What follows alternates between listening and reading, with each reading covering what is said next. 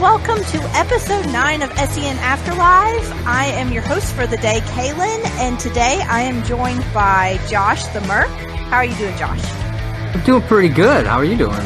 I'm doing pretty good. So this is New Year's week. So we began the week in 2019 and we have ended the week in 2020.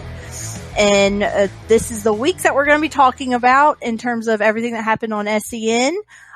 Don't worry, Jay Wade will be back next week. He's just a little under the weather, so he's definitely going to be back. How was your New Year's? I had a couple of hard ciders and just did some editing on my bed. Yeah, that's about it. Oh, that was more eventful than my evening. There was no alcohol. I'm not sure I made it to 10 p.m. That's how, like, over the last few years, that's how it had been. I've rarely made it to midnight, but lately I stay up way later now, so I had no issue with it. Well, Darren has been suffering from the flu, so Oof. He was drugged on NyQuil and out like a light. I'm sure the baby was out like a light. So, I know I didn't see midnight. I'm pretty sure I saw like 1 a.m. because the baby was then awake. Yeah. Or, that might have been the night I set myself an alarm for 2 a.m. I can't remember what night it was, but there was one night I set an alarm for 2 a.m. so I could check Darren's temperature. And he's like, you take such good care of me. I'm like, yes, I know, because I set an alarm for 2 a.m. Always fun times. Oh, yeah. Yeah, great. Luckily, he's over it, and they gave me Tamiflu. Okay. When I took him to the doctor, I was like, excuse me, I'm the one taking care of him. Can I have some drugs, please? Yeah. I use the powdered Theraflu. It's almost like a tea. I really dig it. It works really well. I really like it. Yeah. Well, this is hopefully to prevent me from getting the flu from him. Yeah. And we've just been we kept him away from the baby while he had fever, and I've Lysoled everything and washed everything. And I'm just like, she cannot get the flu. So, knock on wood. She hasn't gotten it yet. Just wait till she goes to preschool. Oh, yeah, I'm sure she'll get everything and anything. Terrible. My kid was sick for the first 3 months. That's what I hear. She just got over her sickness, but that's because she's been on Christmas break. Yeah, I hear that it's really awful because, and actually I experienced that a little bit too, even though I teach adults. Just going from being, mostly at home and not around a lot of people, and then all of a sudden you're crammed in a classroom with a ton of people. I always get sick at the beginning of a semester. It never fails. That'll definitely do it. Last year I went to New York Comic Con. I should say 2018, because technically last year was 2019. 2018 I went to New York Comic Con and I got sick on the last day. I got the con flu. Yeah. This past year when I went, I decided I was going to take those airborne chewy supplement things. I don't know if you know what those are. Yeah. Mm-hmm. Did not get sick. Awesome. And That's good to know. In New York City, a lot of people, all this other stuff. Yeah. Did not get sick. So I highly recommend that. If you're ever going to be in like a big area or something like that, try those airborne things. And they taste pretty good. When I feel like I might be coming down with something, but I'm not sure, I usually do those emergency powder things. Yeah.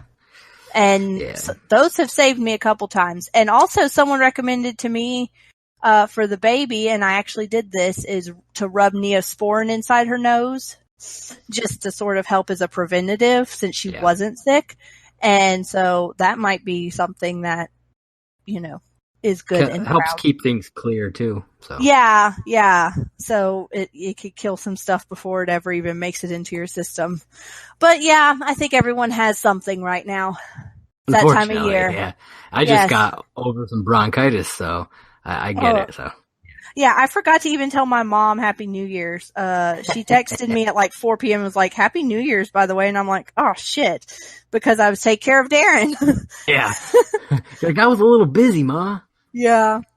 So we did not get a Wednesday show, but we did get a Monday and Tuesday show and a very long Tuesday show. Yeah, I noticed that. It was like over 3 hours. I was like, holy shit.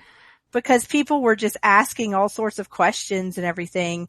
And then we did get a Thursday and Friday show, which we will get into all of that. But of course, also on Thursday is Schmoedown Backstage. So I assume now that we're past the holidays and everything, I assume it's going to be a more regular thing. It was sort of sporadic there at the beginning, but we had too many holidays.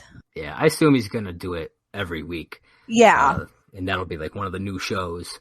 So. Yeah. And this was a very interesting episode because he just had a packed house.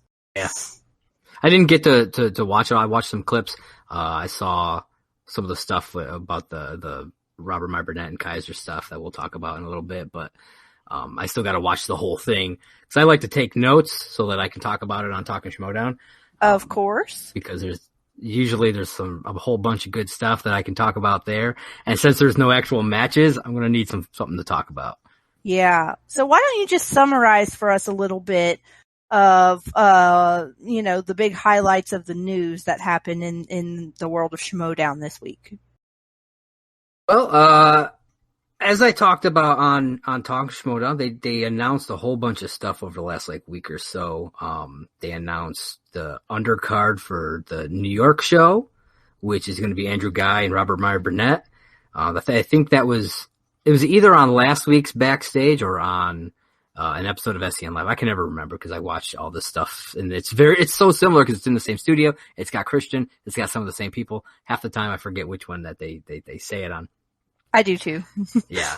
They're doing a number one contender match with William Bibiani and Paul Oyama. It'll be sometime in between the New York show and the Atlanta show.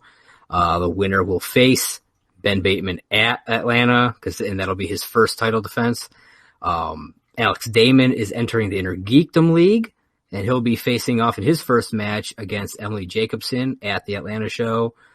Let's see, what else did they do?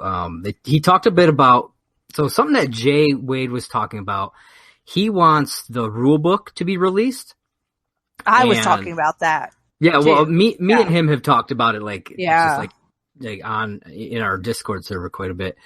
Yeah. And last week, Christian had mentioned that they weren't going, that he's not going to release it.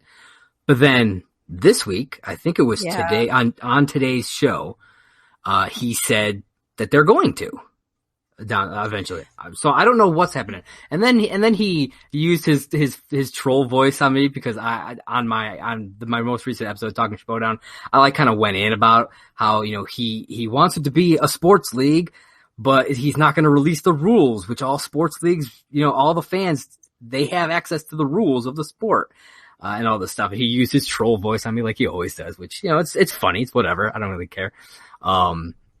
But you feel validated in some way that you've hit level? I mean, that means that he's listening to the show. Of course. It's not like I do it right off the top, so he's only listening to the first 10 minutes. It was somewhere in the middle of the show. So he's listening to the whole thing. So that does make me feel good. There's things that he's quoted out of our show that's somewhere in the middle, and I'm like, holy shit. Okay, so he's not just skimming it. He was listening. That's insane. Yeah, absolutely. So it's I love that he listens to it, and I will take his troll voice any day of the week, because that means a little bit more publicity, I guess you say, for us, for the brand. So, but yeah, so I don't know really. He says he's not going to release it. He says he is. I don't know what he's going to do. I really hope he does. Because I'd love to just be able to see that. And that way, I really think that if you do release it, it'll help to shut up the people who are going to bitch and moan about controversial calls. Because if it's in the rule book and they make the call based on that rule book, they got nothing to say. It'll shut them right down. Now, yesterday, and I can't remember if it was on yesterday's actual live or yesterday's Backstage, he brought up all this. And he also said that he was it may not be immediate because we've got to get it the way we want it. And which is fine. You want to finalize this book. You want to make it correct. You don't want it to be just half a book or whatever. Right. I understand that. And they're going to figure out, because as a teacher, I write syllabi all the time, and the first time you write a syllabus, you're like, it's got everything in it, everything that could come up. And then stuff comes up and you're like, oh shit, I don't know what to do. So then, it just gets longer and longer and longer until, I had that teacher who was a lawyer who literally put something in there for every possible situation and had a 15-page syllabus. So, I I wouldn't don't be surprised if if fans, like if he is going to release it to fans, I believe we probably won't even get it until season 8. and I don't mind that. That's fine. I have a feeling he's going to take this whole season, build it, work on it, make sure it's, got everything that you need, take the whole season, and then boom, there it is, finalized rules. And I'm sure that they'll add to it as things come up, but I wouldn't be shocked if it takes the whole season to get a finalized version. Oh yeah, and that's fine. I just never wanted no possibility. That's just, and I totally get that. Don't give me something that's incomplete or that you're going to be changing every other day. That's fine.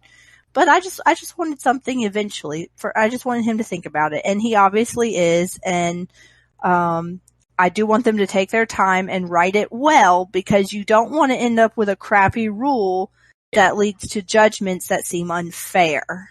Because everything has to be clear. Because you're following a rule that's crappily written. You don't want to end up with that, because that happens even with laws.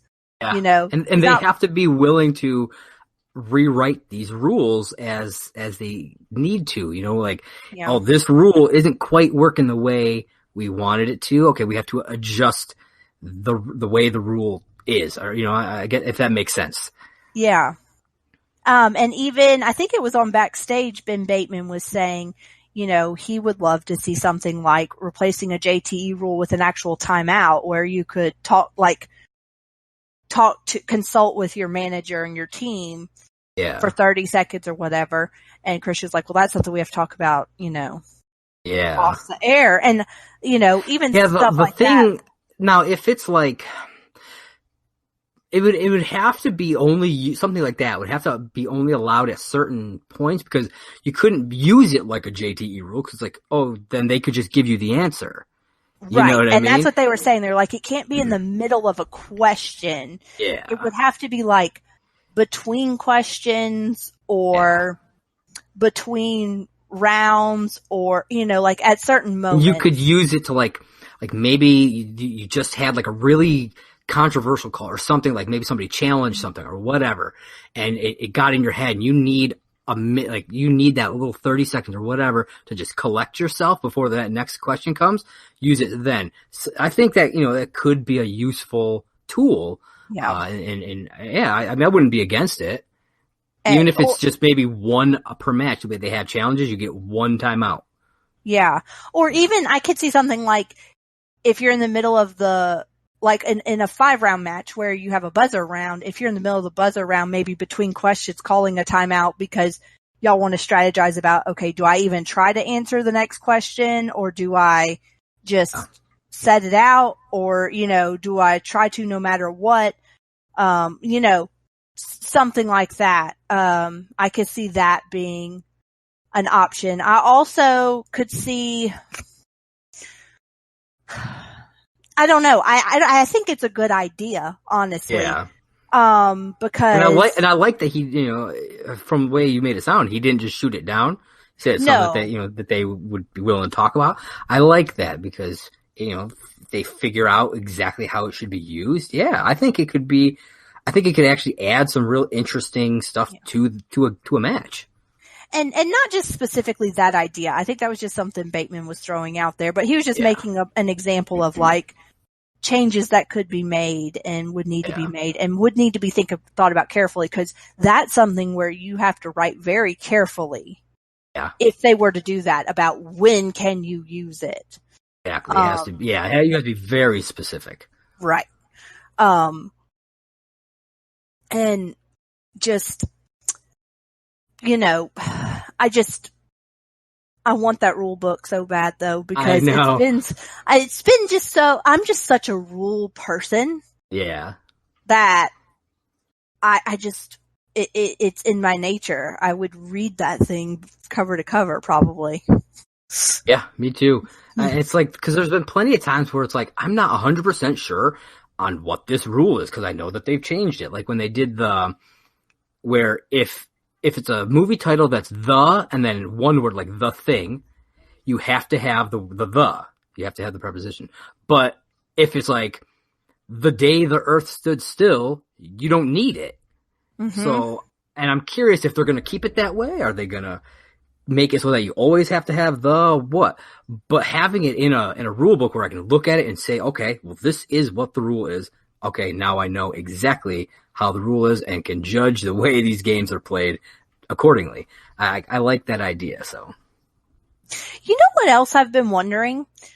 How come in singles, and I've been thinking about this for a long time, how come in singles and Inner Geekdom and Star Wars, none of them have the same number of questions in the first round or in the second round? I think it's just to kind of make things a little bit more interesting, like, and kind of mix, like, to kind of almost like separate the way the gameplay of each league, I guess you could say, or each division or whatever. Yeah, because it's 8 and 4 for singles. Right. I think it's 10. 8 and 6 for teams. 10 and 5 for either Inner Geekdom and Star Wars. Yeah. Yeah. But to me, 10 and 5 makes the most weird sense. One. I think it's like 5 is kind of weird to me. I don't know why. I mean, I like the number 5, sure, but for some reason, it not being an even number throws me off. As a math person, I like the 10 and 5 because I get that. I guess I never. You could get 10 points in round 1, 11 because of the 11, bonus. Yeah. Yeah, you could get 10 points without any steals. You could get 10 points in round 2, and then you could get 10 points in round 3. So never actually thought about it that way, but yeah, so that's the one I like the most. And I could see round 2 like wanting to lessen it a little bit because you can steal. Yeah, but because theoretically, if you got all of your 2-pointers in round 2 and stole every 2-pointer off of your opponent, which never happens, but it could. You could get 20 points. Yeah, if that anyway. did happen, that would be the end of the game. I feel like there's no way. Yeah, they're screwed anyway if you do that. But I just like it because it's 10 points, 10 points, 10 points with some, so that's just me. But I've always found it weird. I'm like, why is it not the same? I get why it's not the same for teams. Yeah. Totally get that. Teams is a different beast. But then if it's like a triple threat or more, the second round is only 3 questions. Right. And that's just a time saver, realistically. Yes. Yeah. I figured that one. Yeah. And it's like I do like okay, when you're in Inner Geekdom, you have those 10 questions, so it's like they're really spanning all the categories. But I will admit, sometimes those round ones feel like they drag on a little bit because there's so many questions, And then if somebody gets a perfect round, and it's like it's only 2 extra questions, but it feels like that's most of the time that's the longest portion. Sometimes round 2s can be kind of long, depending on if they milk it, if they're going multiple choice, all this other stuff. But I don't know, for some reason, I have noticed occasionally where it's like, man, this round is just dragging on. But I mean, I wouldn't change it because I do like them having the more questions. But yeah, I don't know if he has a specific reason as to why he does it that way. If it's just to differentiate them, or if he came up with some weird system in his head that's like makes sense to him. I have no idea. I'd love to hear his take on why they're all the different amounts like that. So yeah, hey Christian, if you're listening, please share your insights. I'd love to know why. I might have to maybe send in a question or something like that to SEN Live, see if you can answer it that way. Yeah. I didn't get to watch live today, or totally would have been sending in questions because of. It was such a good episode. Yeah. The Schmoebot was on fire. Yeah. Like, I'm talking like 3 or 4 Schmoebots literally in a row with no break in between. That happened several times. And so many nice people, because it was Roxy and Riley on. so many nice people. Just, it's one of the best times. A few people bashing Collider, of course, but Roxy and Riley, they were classy as possible about the whole situation. Oh, for sure. And we are definitely going to get into that in a little bit, for sure. Towards the end of the show, and why they were on the show. Oh yeah. Yeah. As far as some of the other Schmoedown stuff, there was a big announcement that Jay Washington would no longer be a manager. He's got a whole lot of stuff going on, with all his wrestling career, his comedy career, everything that he's doing. He's just not going to have the time to do it, but he will be consulting with Winston's team, the Swag Squad. So that'll be cool. But that means that is now 9 teams, and that's it. So Jay was the number 3 pick. He's out, and everybody else has moved up a slot. So he was the number 2 pick. He's out. Everybody just moves up a slot. So Roxy has the number 2 pick now, and so on. Yeah. I have a bone to pick with Jay Washington. I'm sure you have a bone to pick with Jay Wade too, but. I mean, always, but, so Darren had the flu, and we were watching, I think we were watching Monday's episode, but on Tuesday, cause Darren had slept through it on Monday cause he was feeling just awful. And my mother-in-law offered to bring us some food, and right when she walked in the door, Jay Washington said the N-word. And my mother-in-law goes, what did he just say? And I go, he's a comedian. He says stuff like that. And I just played it off, but I'm just like, really? Really? Like she was in my house for 3 minutes. Oh my God, that's fantastic. Oh, I was so embarrassed because I don't care if he says it, but just the fact that she, that's, it's your mother-in-law. You're like, oh, okay. Sorry. That's fantastic. When him and Winston were on that show together, it was just wild. They really are the best. I love when they're together. You could tell they're buddies. Have you ever watched their, when they do their reviews and stuff? I haven't watched as much as I wish I had. Cause they do a lot of stuff together. I remember when Popeyes came out with their chicken sandwich, they did a video trying out various different chicken sandwiches to decide which one was the best. Oh my God, it is really funny. If you haven't watched it, you should check it out. Oh, I've got to go watch that then. Yeah, it's weird. I'm subscribed to their channel, but I don't get they don't pop up in my recent feed. I don't know if I'm subscribed or not, to be totally honest with you. But I just happened to, I think he posted it or something on Twitter and I watched it there. But I hate the way YouTube and Apple Podcasts both do this, where they basically put the stuff from the channels you watch the most. Yeah. So then it's if it's a channel that you don't watch that often, because they don't necessarily post stuff hourly, Collider or something, then they never pop up in your feed, so you never go back and watch them because they're out of sight, out of mind. Yeah. And I used to get an email from YouTube with stuff like that, those types of watch this video that just posted from your subscriptions or whatever. I don't know when the last time I got one. I don't know if they just don't do them anymore or what, but I used to get those, and I used to find a lot of cool stuff that I never probably would have watched off of the things that I subscribe to from those emails. But yeah, I don't know what happened to that. Yeah, occasionally I click on a channel that I'm subscribed to just because I haven't seen anything from them, and they've got all these videos, and I'm like, yeah, why aren't these popping up in my feed? So I've got to make a point to, and look, yesterday I sat and subscribed to all sorts of stuff because of I'm sure, everything that happened. So, but we'll get into that in a few minutes.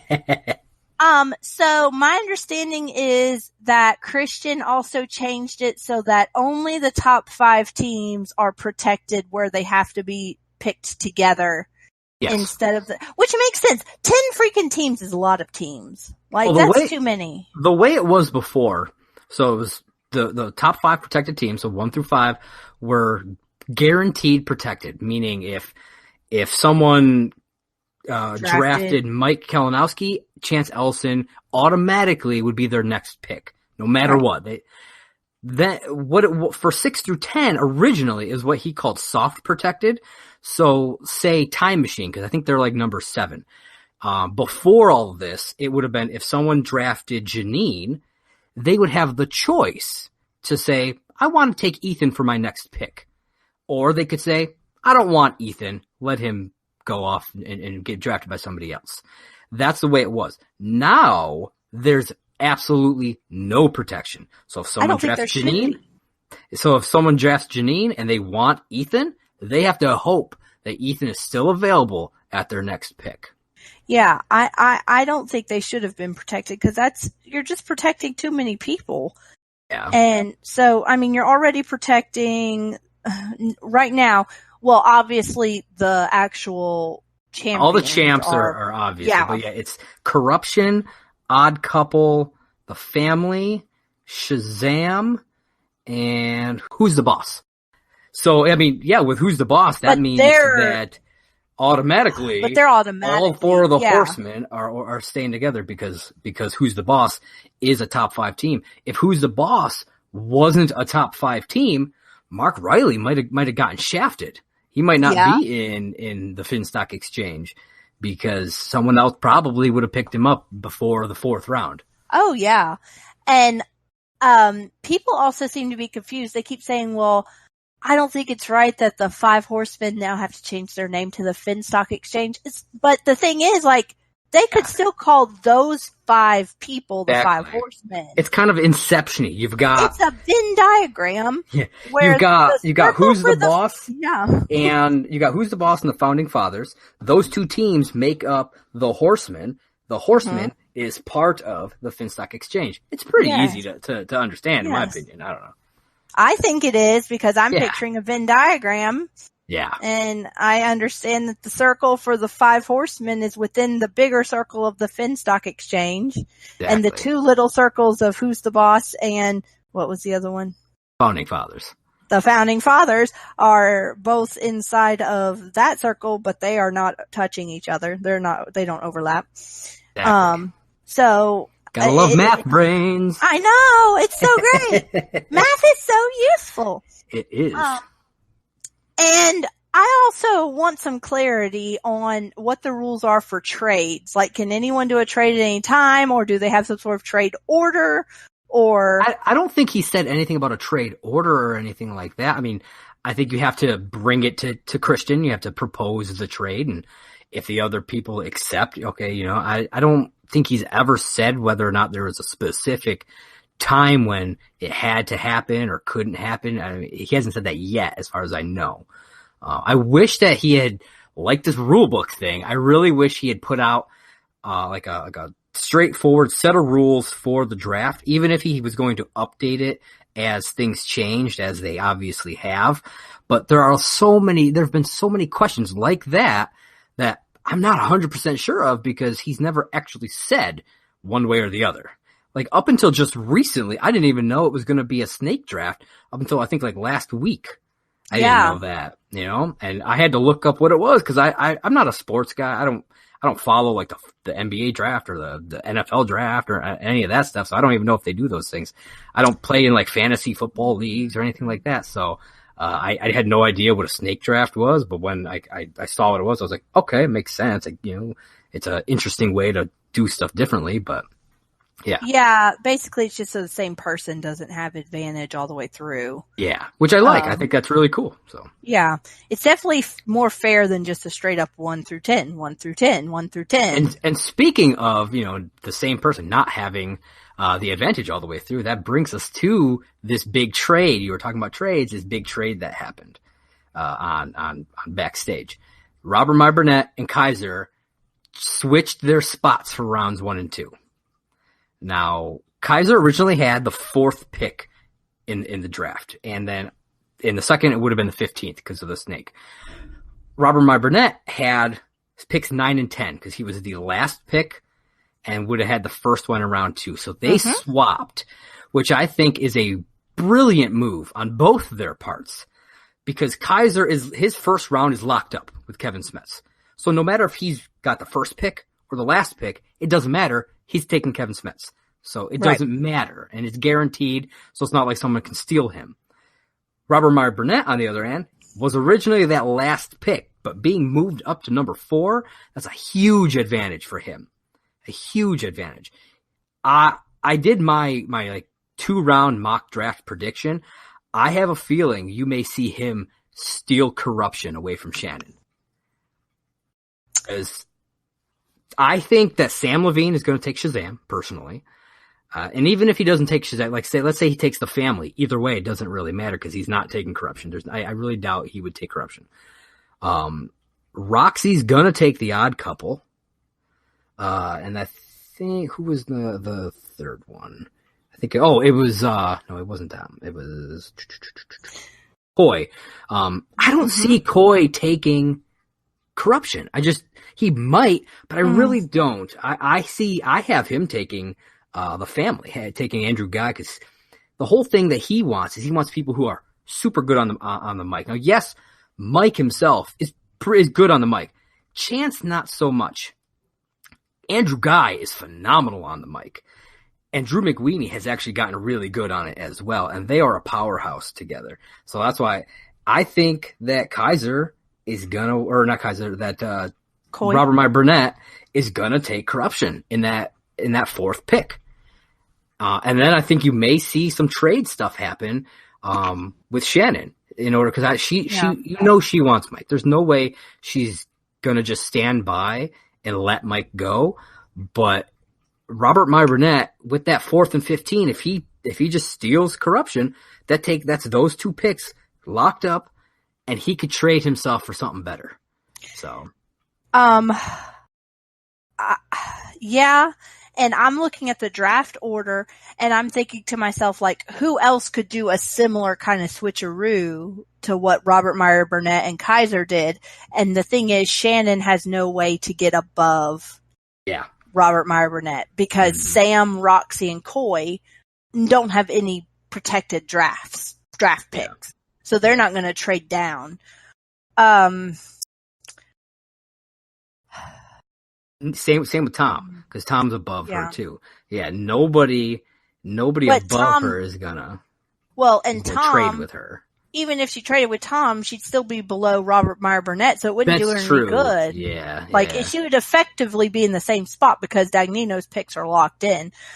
I could see, though, either Winston or Emma proposing a similar kind of deal with Dagnino,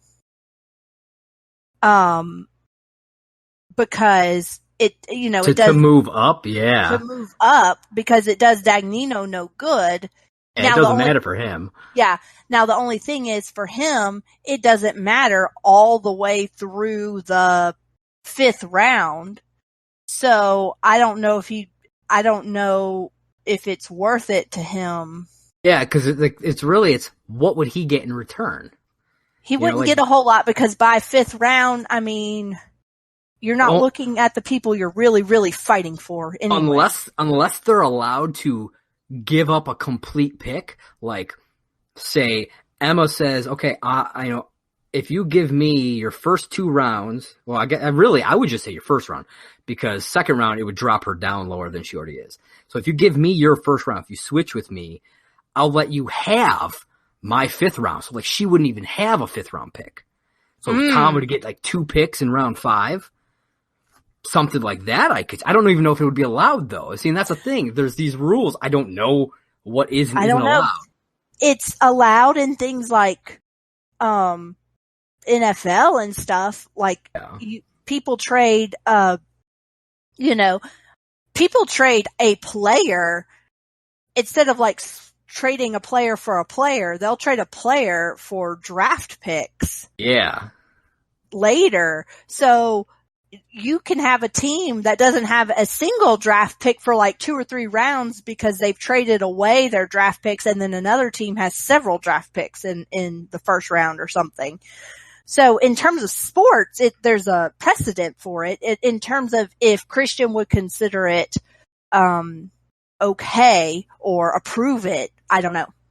I don't know what that. I could see, like, hell, maybe even Coy being like, if you maybe having him make a deal like, you draft Mike, and I will give you my pick in one of these other rounds, whether it be, hell, maybe she'd give up her first round pick to Coy if he takes Mike and then trades Mike for her round 1 pick. So Coy would take Mike, so Mike's off the board from anybody else, and then he would get that sixth pick in the first round, and Shannon would get, I mean, who knows? I mean, they could do something like that, or maybe he would want both her first and second round picks, and so like she wouldn't get a pick for a little while or something. I don't know. Yeah, I mean, there's lots of things that they could do. It's just a matter of how they think strategically, and I think it's something that will develop over time too. Like if they keep doing drafts like this, drafting. Yeah, I'm curious if they're going to do this every year or not. I would assume they're not going to mix things up every year, only because. Kind of crazy. Yeah, and I mean, I guess you could, like, every year we redraft fantasy football. Yeah, I was going to say, I mean, they do drafts for others. I mean, maybe it would be like, okay, you can drop some people off your team, and those open slots you can use to draft other people, but you don't have to drop anybody if you don't want to. I don't know. Something like that maybe, but as opposed to just wiping it clear every single year, which would kind of be like, well, that's sad because, you know, we just got used to these things for that whole year and now it's gone again. Yeah. Well, it certainly has been an interesting week in Schmoedown, even though there hasn't been any matches in a while. Yeah. Oh, yeah. Yeah, definitely some crazy stuff going on. So I don't know why, but Darren and I last night stayed up till 11 o'clock rewatching this past year's free-for-all. I don't know why. It got to be 11 o'clock, and I'm like, why did we stay up this late? Just to watch something we watched when it came out. I have to go through and start rewatching some stuff because I'm going to be I guess I'll announce it here. I haven't announced it outside of like Twitter or whatever. I will be competing in a Schmoedown trivia match for for the fan leagues. They're doing this big trivia-thon. It's called the Trivia for Thon.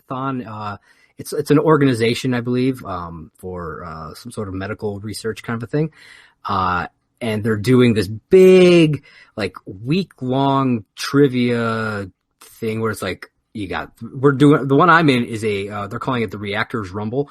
So there's a bunch of reactors, like, Call to Action, I think, is going to be in it. I think Dedicated to Art's going to be in it. Abby Friel is going to be in it, and I'm going to be in it as well. But it's all Schmoedown trivia, not movie trivia. Schmoedown trivia. So I'm going to have to rewatch a whole bunch of stuff. So, if you guys are, out there, check out, this Trivia for Thon. It's, trivia, then the number 4, and then THON, and then the number 2. Use that hashtag and you'll find, all kinds of stuff about it. So definitely check that out. What wrong answer did,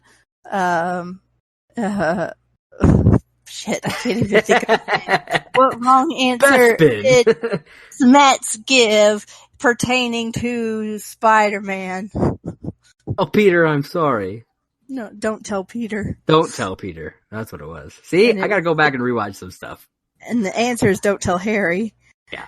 Yeah. Oh, so, speaking of us rewatching the free-for-all, Darren looked at me and said, I don't see a problem with them throwing in old questions because we watched this 9 months ago and I don't remember a single one of these questions. Yeah. Yeah, I love that they're going to finally recycle questions. I love that. I honestly think a few have crept up here and there because I've heard a couple questions, but I think that's been purely by accident.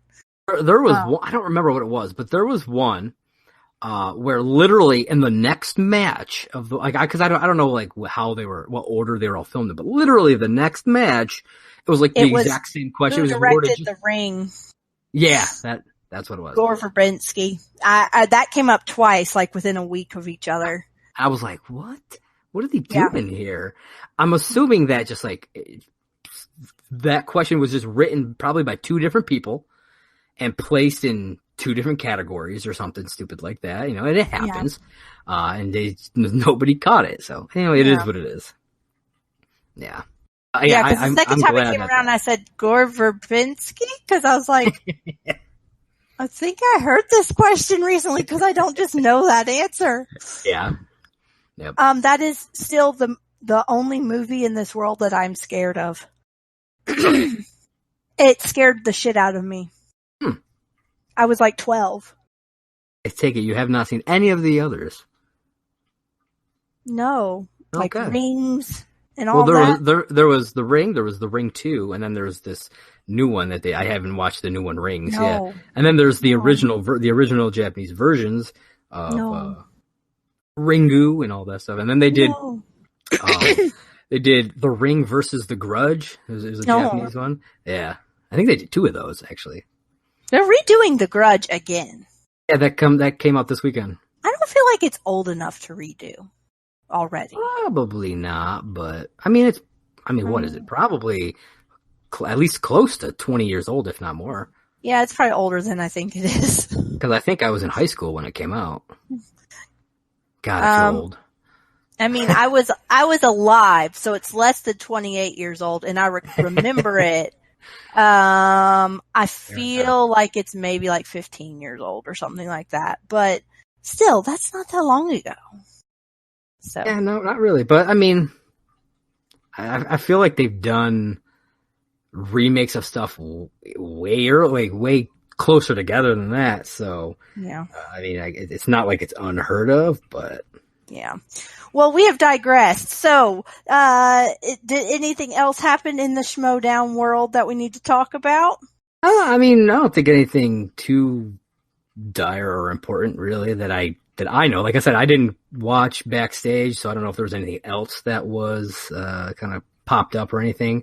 I mean, they're going to be doing. They announced all the nominations for the awards, but the voting for yes, I voted. The voting for that ended yesterday. I voted. That's a pretty good picks, I think. A lot of Willie Bibiani to be. If you guys have been following the way I've been picking things, like with the 2 brackets, you know that I have a lot of faith in William Bibiani because I had him and Shazam taking both those brackets, and he took the team bracket, and he almost took the singles bracket. So I got pretty close. So I have a lot of faith in him for a lot of stuff. So. Yeah, I love Bibiani. So yeah. I have nothing but the highest hopes for him in regards to anything. Well, and I'm pretty pumped because next weekend is both the draft and the awards so it's next weekend on Saturday on the 11th. So it's going to be a good time. Holy crap. That's next weekend. That's that soon. Wow. Yeah. I don't know when they're going to air it because it's not going to be live streamed because they're not allowed to live stream it. Because they're at the Comedy Store. Right. And I guess they're not allowed to from there. But so I'm hoping that they'll be able to get it up quick. Monday or Tuesday, please get that edited and up. Because even if you just take the raw, just what you've recorded as if it was live streamed and just put it on and then like at least maybe put it on Patreon and then edit it down for YouTube by Friday or something or whatever. But I can't. I need to see it. I'm really bummed that it's not going to be live streamed. Yeah, because we're going to get spoiled on it. Mm-hmm. Yeah. Yeah. Well, this will be a good time for us to take a little break. So go listen to these little promotions about all the other great content that we have here on the Merc with a Movie blog feed. Hi everyone, this is Sarah, host of Go Get That Rose podcast, a podcast that is dedicated to talking about all things Bachelor Nation. Join Jay Wade, a man in his 40s who is recently new to all things Bachelor Nation, and myself, someone who has been watching passionately for the past 3 years, as we review, share our thoughts on each episode of whatever show is currently on TV, whether that is Bachelor, Bachelorette, or Bachelor in Paradise. We might not even know everyone's names, but we have fun nonetheless. You can find us on Merc with a Movie blog feed wherever you listen to podcasts. Hey there, Schmoedown fans. This is Josh the Merc Raynor, and I am here to tell you about my show, Talkin' Schmoedown. Whether it's Andrew Guy getting hit with a chair, John Roca screaming, "Outlaw!" or the emotional retirement of the Shire Wolf, I talk about it all. So you can catch me right here on Anchor and all the other major podcasting platforms. So, as I ask every episode, are you ready to talk Schmoedown? as I am.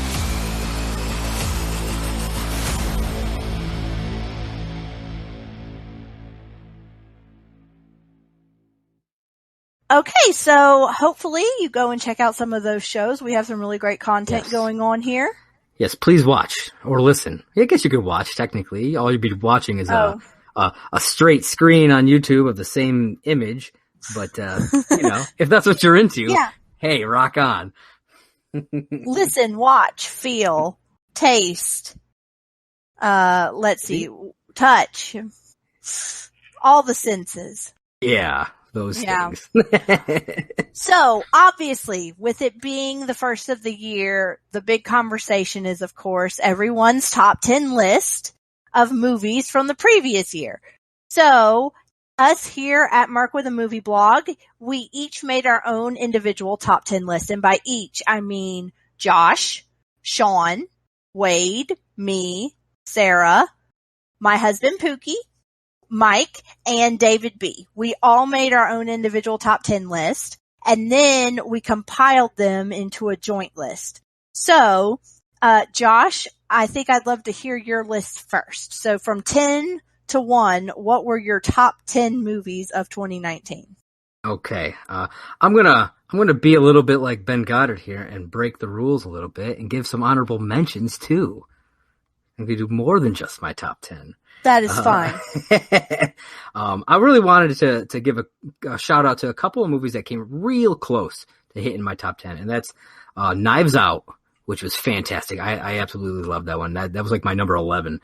And then Little Women, which I just saw last night. I've not gotten to see either one, and I want to see both. Knives Out has some fantastic performances in it.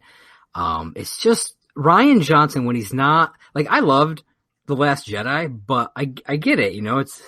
I think he's suited better for a smaller budget film like Looper, Brick, those types of movies.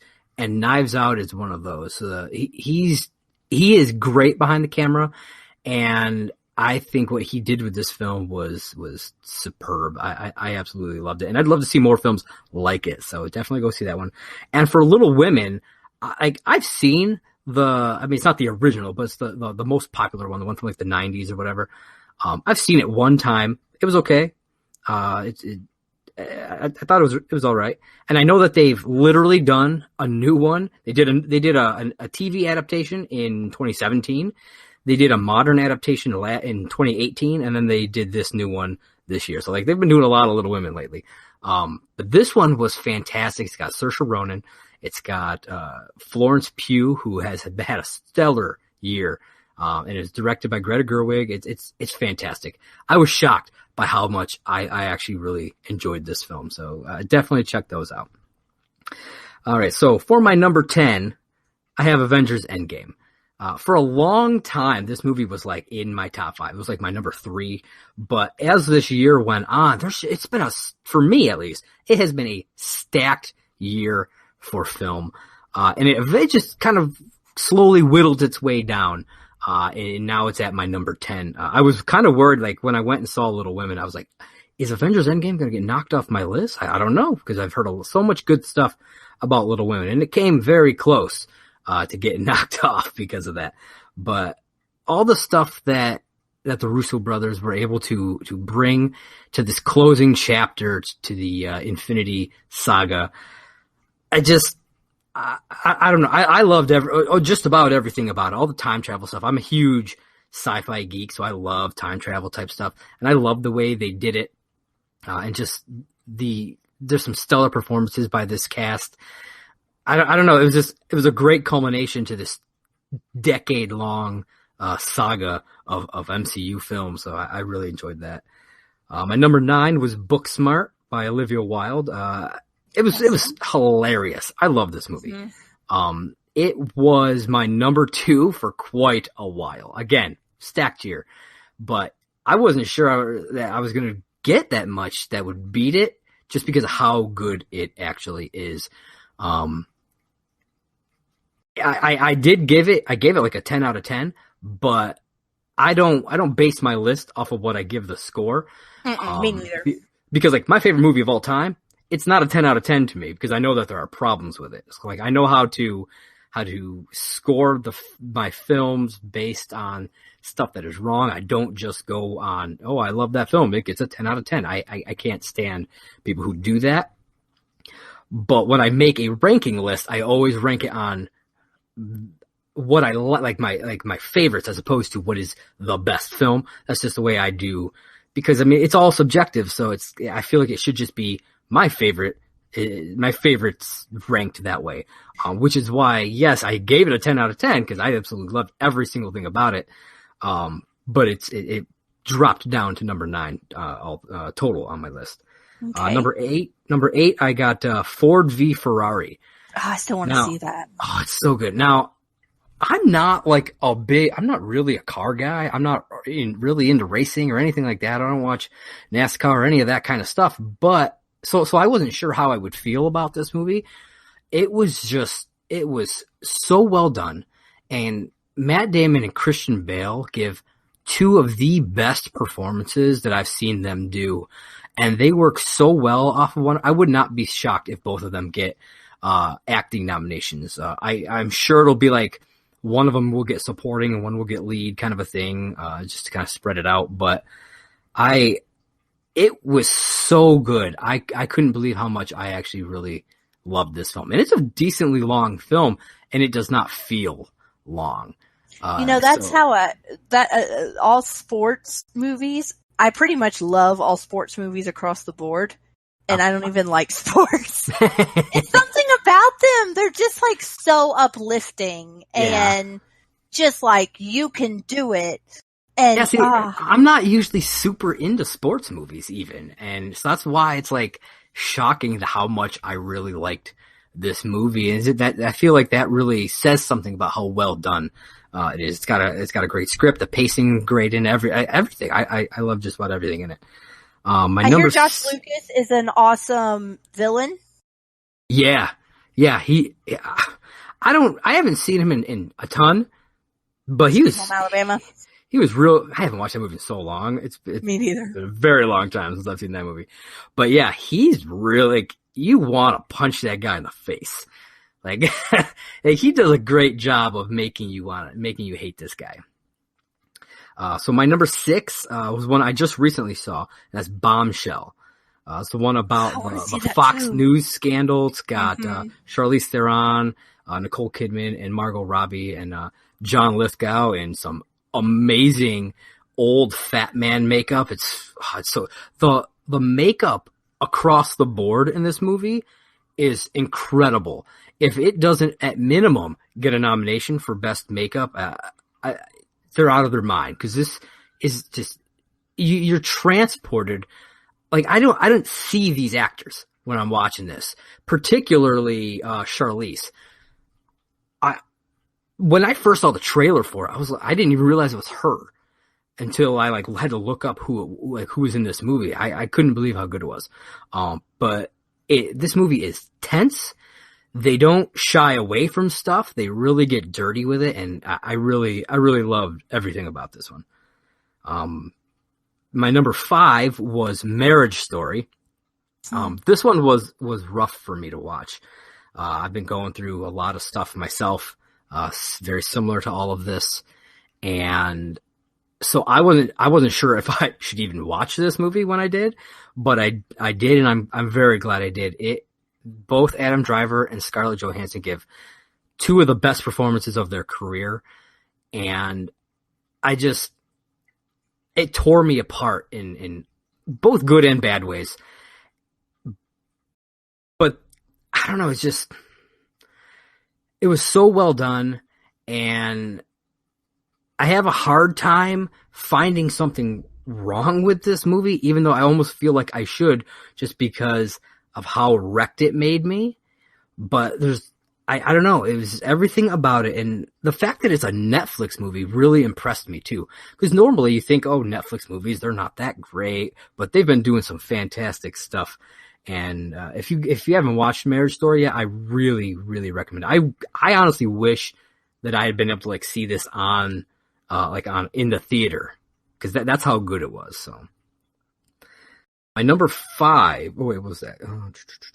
Oh, yeah. So that was my number 6. Yeah. Number 5 is Uncut Gems, the Adam Sandler one. Holy shit. Haven't seen that either. He is my pick for best actor. This performance is something you've never seen from him. He's done some dramatic stuff, but what he does in this movie is off the charts. And I really hope to see more of this type of stuff from him. It's tense. The cinematography is amazing. It's got a great score. Everything about it. It's one of the other films that I gave a 10 out of 10. I actually gave probably more 10 out of 10s this year than I think I have any other year. And I try to be kind of sparse with it. I don't like to just give those out like candy, but I'd say half of my list has 10 out of 10s in it. My next one, my number 4 is Joker, which I've seen it 3 times and have loved it more every single time. It's visceral. The score is one of the best scores I've ever heard. And if it doesn't win best score, I might just riot on Twitter because of it. Joaquin gives one of the best performances of the year. He definitely should get nominated for that. I'm a big DC guy. I mean, I run a DC website, DC Comics News. So I'm entrenched in DC stuff. And I know a lot of people are like, oh, that's not the Joker, blah, but it's you have to understand this isn't just here's an origin story for the Joker. It's more than that. This is a story from inside the head of an insane person. He's telling us this backstory, similar to what you get in The Dark Knight when he's telling all these different origins of himself, but you see it all. This is one of those stories, but you actually get a full movie seeing it. It's all it's all in his head. He's telling you these things, so you don't really know what's real and what's not, and you even see some of that in the movie. Some stuff that all of a sudden you find out isn't real because he's a very unreliable narrator. And it every time I've seen it, you pick up on new things. If you look closely, all of the clocks in the movie are set to the exact same time because it's all in his head. So it's time's not really moving. It's just him telling the story and all of the clocks. So it's because I think I caught that on the second viewing and that blew my freaking mind. And so it's just little things like that, it really skyrocketed this movie, and I've loved it more each time that I've watched it. Interesting. Yeah. My number 3, is one that I just recently watched. I rented it, from Redbox, and that's the Peanut Butter Falcon. I really wanted to see it in theaters. I just didn't get a chance to. Everybody was raving about it. And when I finally rented it to watch it, I was like, there's so much hype that I wasn't sure if it was going to live up to it. And it totally does. Shia LaBeouf is in rare form here. He gives a fantastic performance. I've heard that his performance in Honey Boy is just as good, but I haven't seen that one yet. So this is a great comeback year for him, apparently. But yeah, it's got everything is great in this movie. All the performances are fantastic. It's got a very heartfelt story to it. And as somebody who loves professional wrestling, you get a little bit of that. It's not entrenched in it, but it does cover this movie. It is, you feel it throughout. And you get some cool cameos from some wrestlers, which is really neat. It surprised me just how much, this one really hit me and how much I really enjoyed it. And I found out, I thought this was a rated R movie because they dropped the F-bomb at least three or 4 times in this movie. It's PG-13, and I don't know how they got away with that, personally. There's a couple movies that get away with it. I always thought that the hard and fast rule was they only got one. That's what we've always heard. But apparently that's not the case. I don't know if that recently changed or what, but. No, because the movie The American President, they dropped 3 F-bombs, but something about how it's used. Huh. If it's not used sexually or something like that? If it's not used to be yeah, Yeah. They could get away with a couple extra if there's nothing else really in the movie. Interesting. Are worthy. And if you go on IMDb in the trivia of The American President, it explains why it's only PG-13. Huh, okay. So it's happened before, but it's rare. It's really rare. Because normally if you're dropping that many F-bombs, there's also other stuff going on. Yeah. That automatically would disqualify it. So that movie in particular is one of those movies that I watched and I'm like, it's well acted. It was well scripted. I adore the boy, whose name I cannot remember at the moment. There was nothing I could nitpick that was wrong with it. It just did not click with me. Yeah, I mean, that happens. Yeah. I'm sure there'll be movies on your list that I was like, that's okay. Yeah. But yeah, I don't know why. It really hit me and I agree toward the end of it. So I don't know. It really hit me in a pretty strong way. My number 2, I don't get a chance to watch a whole lot of foreign films, but when I do, I try to pick ones that are really gonna give me something to think about. And Parasite is my number 2. I had no idea what this movie was about when I went and saw it. I knew the name. I knew it was a foreign film, so I knew to expect to have to read subtitles. I didn't know because you have the name Parasite. I'm like, I don't know if this is a horror movie. I don't know if this is a drama. I don't know if this is a comedy. I have no idea what this movie is about. And I was absolutely floored. I'm actually really glad that I didn't know anything about it because I was able to just get a completely raw, untainted experience from this movie, and it was phenomenal. The movie that I have at my number 1 has been there for a while. So the fact that this one got up to number 2 and stayed there for the entirety of the time was very telling as how good it was to me. It's just it was fantastic. Everything about it. This was another one of the 10 out of 10s for me. Did you get a chance to see Parasite? No. So Okay. Most of the movies that are on your list that are not on my list, almost every one of them is not on my list because I simply have not seen it. Okay. I highly recommend checking out all those movies that you haven't seen. Yeah, I definitely want to. And it's just a lot of it is a matter of we have to be very choosy about what we see in theaters because we have to line up a babysitter and all of that. And we have to strategically pick what outings we choose to do. The first 2 years of my daughter's life, I saw barely anything in the theater. So I totally get that. Yeah. We've probably seen more than most people.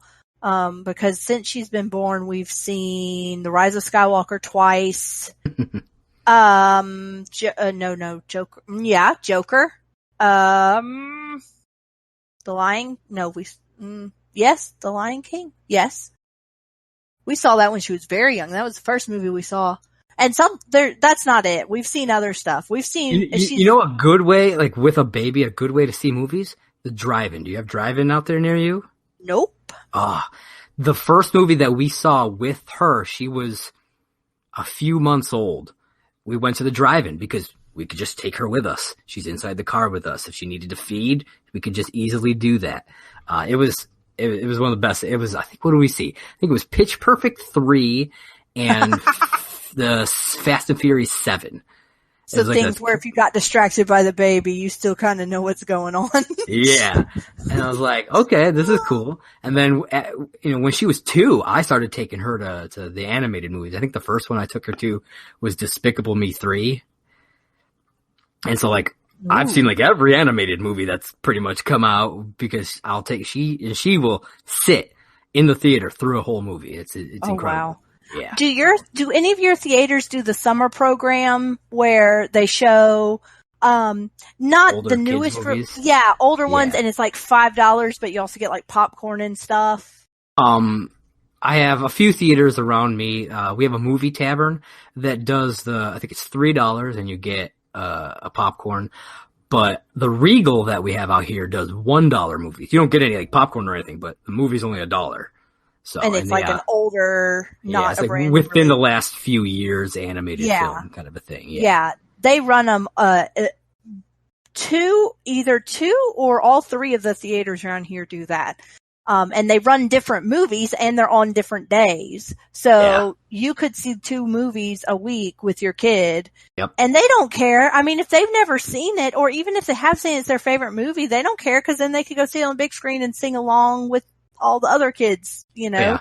My kid will go see it. I mean, there was a time where we watched every single, like all 3 of the Toy Stories, because this is before Toy Story 4 came out. All 3 of the Toy Stories plus all of the short films, literally every single day for like 2 months straight. Oh yeah. Yeah. As a former child myself, I watched, I was a little older than that, but I watched Titanic every night. But just the first tape. I did that with, you didn't want to get depressed watching the second tape? Yeah, no, nobody died. It just ended. It was a love story, and it ended. I did that for like 3 months with the Wedding Singer.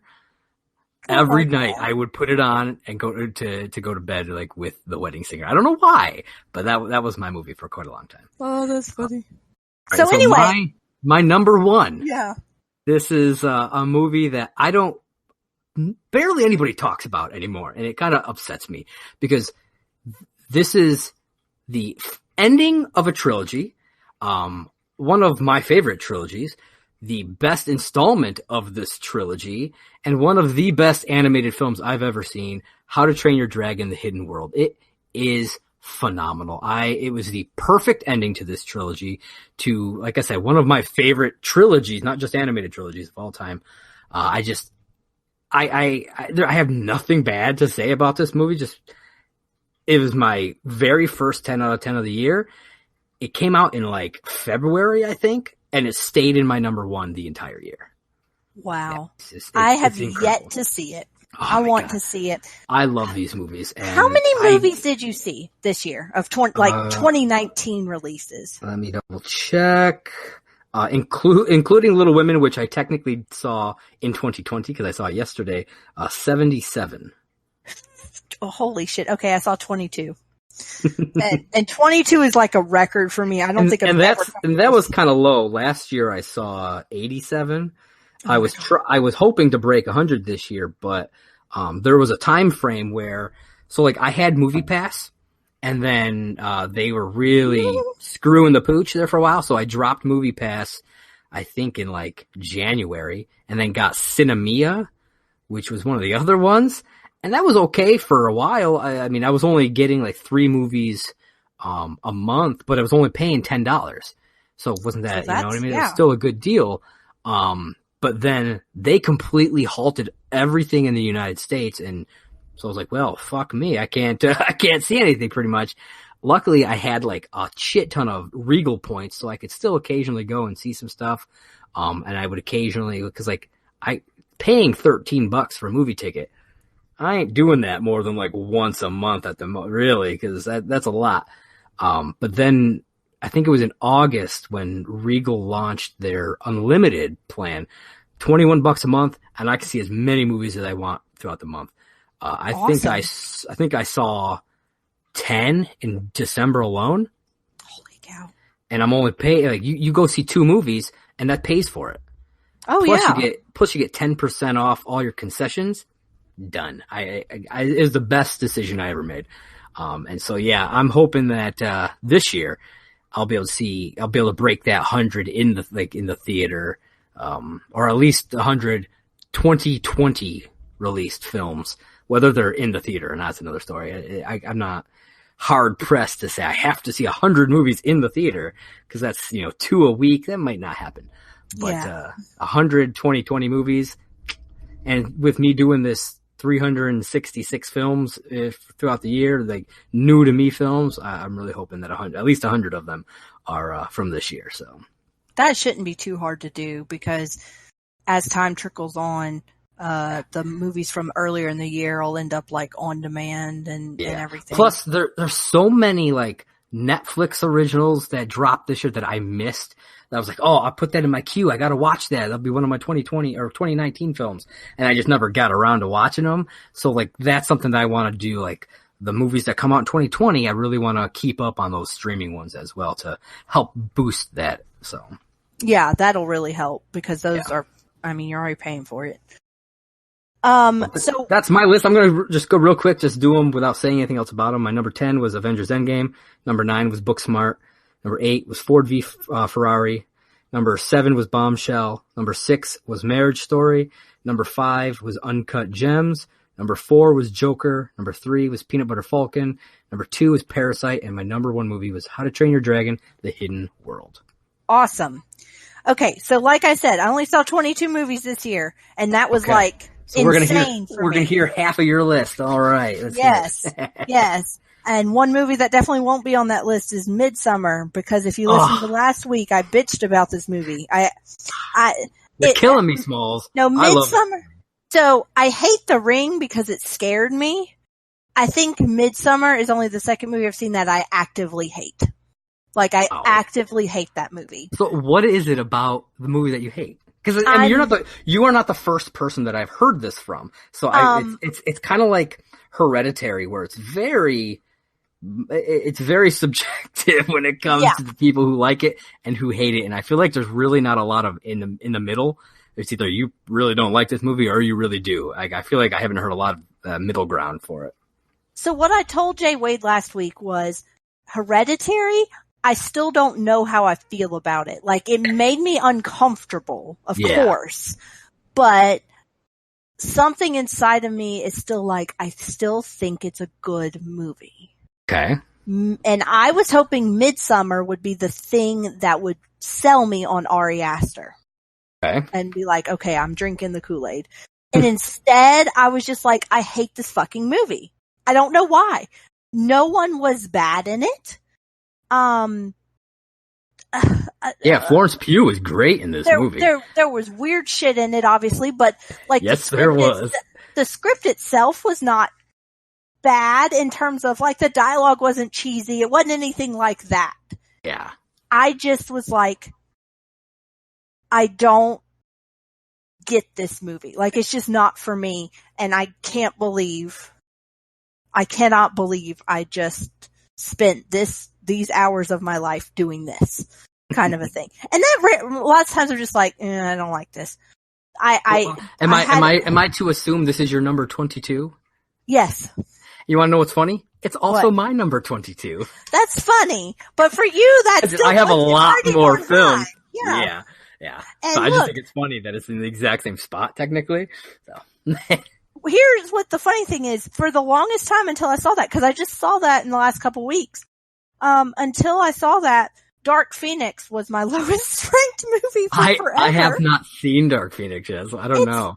But it's just bad. Like, it's just, it's lazy, I would say. It's just lazy. Midsummer's not lazy. I'll give it that much. It is not a lazy movie. It's extremely ambitious. Yes. But that's one of the things I loved about it. But yeah, no, I get it. Like I said, I feel like it's a love it or hate it kind of film. Yeah. So it's not my thing. So some honorable mentions, Marriage Story is my number 11. It was my number 10 for a very long time. And something that I saw after it bumped it off. Marriage Story. So the reason it's not higher on my list is simply comes down to rewatchability. It is a very good movie that I'm never going to watch again. Because I get that. It broke me. Like I said, that thing tore me, and I don't know if I could watch it again. I might be able to. Part of me wants to, because of how good it is, but I don't know if I could. Yeah, I don't think emotionally I can watch it again, but it is a very good movie with very good performances. So that's the only reason it's in the I had a very similar situation to that with like 12 Years a Slave. It's a great film. I don't know if I could watch it again. Yeah. Well, that's like the movie Saw. I've never made it through a second watching of it. I've seen even all though it is I've seen all of those them. movies many times. I've seen all of them except Jigsaw. But okay. I can't. I saw that the weekend it came out. I can't watch it again. Even though, to me, the first one is one of the most genius movies ever made. Oh my god, it is. I can't do it. It's one of my favorite horror movies. The first one. Yeah. Another honorable mention is something I just watched recently, which was Shazam. Oh, I love it. It was so very good. Yeah. Yeah. We just watched it like 2 or 3 nights ago. And another one. I love how much horror James Wan was able to put into this movie. It's like you wouldn't expect that from a movie especially if you know anything about the character of Shazam from the comics. They call him the big red cheese. He's the goofball, and then have these extremely horrific scenes with the 7 deadly sins is just incredible the way he did them. Yeah, it was insane. And my third one that I do want to mention is, so this movie didn't make it into my top 10 more for editing than for anything. And that's the movie, The Report. That's on Amazon Prime? It's on Amazon Prime. Yeah, I haven't watched it yet. I saw it. I was like, somebody posted something about it. I was like, oh yeah, that's that other Adam Driver movie that I still gotta watch. So I'll probably watch that within the next week or so, but. The editing's very choppy. It goes back and forth in time a lot. I don't mind. For the most part, I like non-linear storytelling, like Little Women. Like, if you watch the one from the 90s, it starts when they're kids and it goes all the way to their adults, a straight line. But this new one, they do that non-linear thing where it starts when they're adults and it goes back and forth, but it's done in an extremely good way. Like, they do it really well. So, if the editing's not great, that can really throw off a movie. It was, and there were times where I didn't know what time frame we were in, and it would take me a couple minutes into a scene to figure it out, and that's not good. You really gotta, nail it. Like, with Little Women, they changed the color tone. Mm-hmm. You can tell the difference. Mm-hmm. There was nothing like that. And I love when they do that, and that's what they should do. And when you don't do stuff like that, I've seen other movies that do that that don't do that, and it's like, wait, is this the past? I don't know what's going on right now. So yeah. But it's good to know, so I'll be ready for that when I watch it. But to me, the story was very good. Okay. But to get into my actual list, okay, my number 10 is Fighting with My Family. Oh, it's so good. It was so good. And it was just, Florence Pugh was amazing. I love seeing Lena Headey be goofy. Because being Cersei for so long, she wasn't allowed to be goofy. Or as John Roca would say, Lena Headey. Yeah, her. My number 9 is probably controversial, but it's The Upside. I like that movie quite a bit. I mean, it didn't make my top 10, obviously, but I really enjoyed that. And I've never seen the original. I don't even remember what the fuck it was called, but people were like, "Oh, this movie's nowhere near as good as the original." I'm one of those people who's like, I don't give a fuck if it's a remake. If they make a good movie, it's, if I enjoy this movie, what the fuck does it matter if it's a remake or not? Who cares if the original is quote unquote better?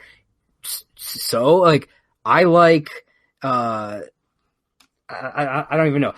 I like a good grilled cheese sandwich, but if you make it just a slightly less good grilled cheese sandwich, I'm still gonna like that grilled cheese sandwich. I'm just like, I don't know why I went with grilled cheese sandwich. I'm probably hungry. I'm not sure.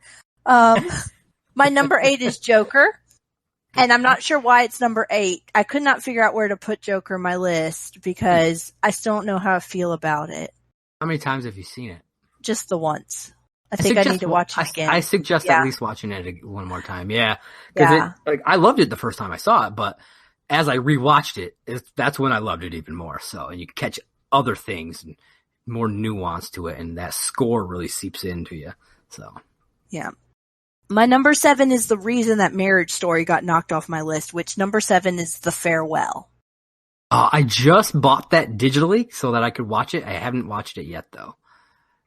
I really liked it, and I don't mind subtitled movies because we watch everything with subtitles anyway. Oh, really? We do. We watch everything with subtitles because, Darren, I don't know that he has hearing loss. He just doesn't hear as sharply as a lot of people. And so he likes subtitles. And then Kelly has learned how to make noise. So watching anything with her, she just talks through it, in baby noise. That's why I don't watch TV shows when they air anymore. because we got to a point where we would miss so much stuff because whether something happens with the kid, we got to either leave the room or she's making a ton of noise. So we started just DVRing everything and would just watch it at a different time. It was very good. It's very sweet. Awkwafina does a great job. And it had so many funny moments. Like, and they even play with subtitles. Like, they play great. It's so nice. funny. My number 6. I love Awkwafina. She's been quite a breakout over the last couple of years. So I'm pretty excited to see what she does. My number 6 is actually El Camino. Oh, really? Interesting. Yeah, Okay. I really liked that movie. I was like, I liked it, but as a movie, I was a little disappointed, just mainly because it just felt like 2 episodes of the show. I don't know, it just didn't feel enough like a movie to me. It just felt like, here's the epilogue to the show, which was great in its own right, but I don't know, that's why it didn't wind up higher on my list. It was kind of in the middle of my list. I still really enjoyed it, and I thought it was a great kind of tack on to the end of one of the best shows of all time. But yeah, I don't know. It didn't quite hit the mark as much as I was hoping it would. To me, it is exactly what you said it is, and that's why I loved it. Yeah, that's totally cool. That's what I wanted. So, yeah. My number 5 is Booksmart. All right. I loved it. I loved it. I thought it was funny and smart, and those 2 girls have awesome chemistry. Yeah. And the movie starts off, and I'm just like busting out laughing. Yes. Like outside, and they're like doing the weird dance. She's like, Caitlin Deaver's doing like the weird dance in front of the car and all that stuff. Oh my God. I just absolutely loved it. Yes, that was amazing. My number 4 is Spider-Man Far From Home. I think I liked it more than most people. Oh yeah, I mean, I know people are great. like, it's not as good as Homecoming. I liked it more than Homecoming, but I also really liked Ant-Man and the Wasp more than Ant-Man. Okay. And I think I liked them about. I think I like the 2 Ant-Man movies about equal, but I do agree about the 2 Spider-Man movies. I do like. I loved Far From Home, and we have since bought it on Blu-ray or something, and it's around here somewhere. And I plan to watch it again. I just haven't gotten around to like rewatching a lot of stuff because I've been trying to like fill in the gaps of stuff I haven't seen. The problem for me with it is that I just feel like I don't think about it. Like, I love the movie, but I don't find myself being like, oh yeah, man, Spider-Man Far From Home, man. I'm thinking about that. I gotta rewatch that. I just find myself not thinking about it. No matter how much I loved it, I just don't find myself thinking about it, really. You know, I don't think I've watched anything on this entire list more than once. Yeah. Yes, I have. That happens a lot. That happens a lot to me. So just because I try to watch so much, that a lot of times I don't get around to watching them again until like quite a while later. My number 3 is Endgame. Okay. I loved it. Yeah. And Marvel is hit or miss for me. I don't love every one of their movies. Yeah. I like all of their movies. I don't think there's a single one that I dislike. There are some that are like, that was okay. I enjoyed it for the most part, but it's got some problems, like Iron Man 2, even some of Iron Man 3, The Incredible Hulk, stuff like that. I'm weird, and I actually like Thor: The Dark World more than the first one. Don't shoot me, internet. I'm I weird actually that way. do too. Yes. I still don't love them. Yeah. Like, they're not the best, but I actually like them. And I actually don't really think Ragnarok's the shit like a lot of people do. I like Ragnarok. It would probably be in my top 10 MCU. Oh God, I don't even. But I would have to sit down and do that list. I know it's not in my top 5, but I do really like Ragnarok. But yeah, I know a lot of people are like, it's like in their top 5, and I'm just like, I mean, good for you, but I don't think I'd put it that high. So my number 2 was my number 1 for the longest time, and it is my only 5 out of 5 on this list. And it got knocked out of number 1 purely on just my number. I'll get into my number one in a minute, but my number two is Downton Abbey. Oh yeah, I do remember you saying that it was your number one there for a while. It was my number one for so long. I never watched the show, so I never movie. got around to watching the movie. This movie, I have absolutely nothing to complain about. I could not think of a single thing to complain about. It was perfect. It was exactly what I wanted walking into it. And the transition from show to movie does not always work. And It worked beautifully here. I freaking love this movie. In fact, for Christmas, Darren bought me the most expensive version of the Blu-ray he could find that actually has a little recipe book in it from the times That's in which awesome. This movie would have been set. And it's in this beautiful little case that looks like a book. Oh, nice. He's like, I bought the most expensive thing I could find. And I'm like, thank you. It's beautiful. So I need to rewatch it. And I'm curious how, if it'll hold up for you. I hope it does. So when you rewatch it, I'm gonna need a recap as to whether or not it held up. Maybe it's better, maybe it's not as good. I don't know, but I'm gonna need to know. I will let you know. And my sister-in-law and I saw it together. In fact, this would have been one of the movies I've seen since Kelly was born because it came out in the fall. And I love it. It was just perfect. I couldn't. You rarely leave a movie saying I have nothing to complain about. Yeah. And I have nothing to complain about. And my number one is going to be uber controversial, but my number one of the year was The Rise of Skywalker. Okay. It just recently got bumped off my list because I saw 3 or 4 movies in the last month that made it into my top 10. It was in there, but yeah, it just recently got bumped out. Yeah, this movie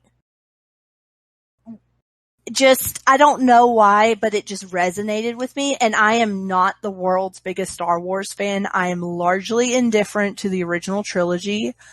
I can't even tell you the last time I watched any of them all the way through. I catch bits and pieces here and there because Darren puts them on all the time. It's interesting that this one made it to your number one then. Because one is so full of nostalgia from the original trilogy. Yeah.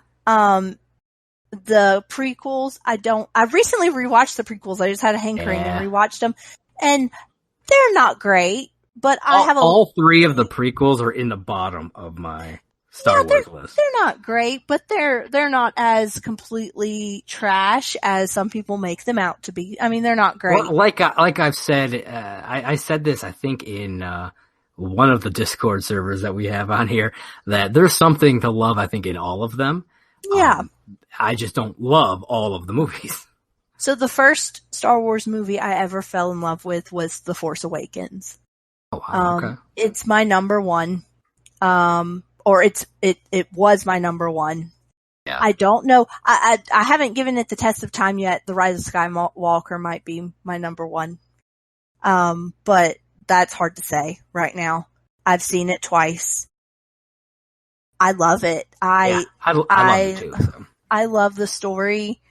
I'm not as, for Darren, Luke Skywalker was everything.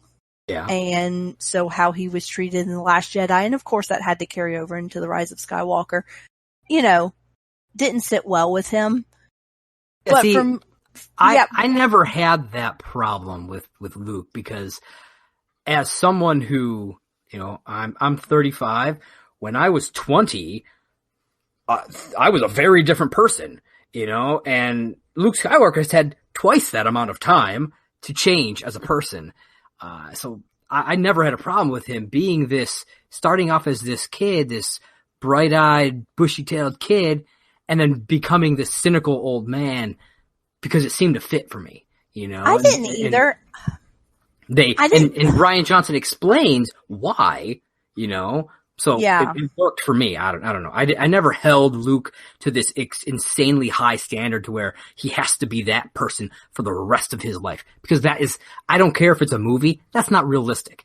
and just saying, oh, well, it's a movie. They got laser swords. So the character development should still feel realistic. Otherwise, what's the point? Yeah, and that part of the movie is not what bothers me. The Canto Bite stuff, that whole storyline bothers me. But the Luke stuff didn't bother me. On like second and third viewings, because I was real high on The Last Jedi when I first watched it, and I still love the movie. But yeah, rewatching it, there are more things as I've rewatched it. I'm like, that doesn't work. Like I didn't have a problem with the Poe, your mother joke or whatever at the beginning until I rewatched it. I was like, that doesn't work. And then the Canto Bite stuff, like, that really doesn't work. Even, I mean, I love Kelly Marie Tran, but her character doesn't, I don't know, just doesn't work. It almost feels like, what's the point of her being there? Unfortunately, I just feel like she deserved a better character. And then she kind of did get shafted in this one, but it's probably because JJ felt the same way that I kind of do. It's like she was almost kind of pointless. You know, she was really there for the Canto Bite stuff to kind of foster a lot of that and then to stop Finn from killing himself, but they could have done different things with her. Yes, for sure.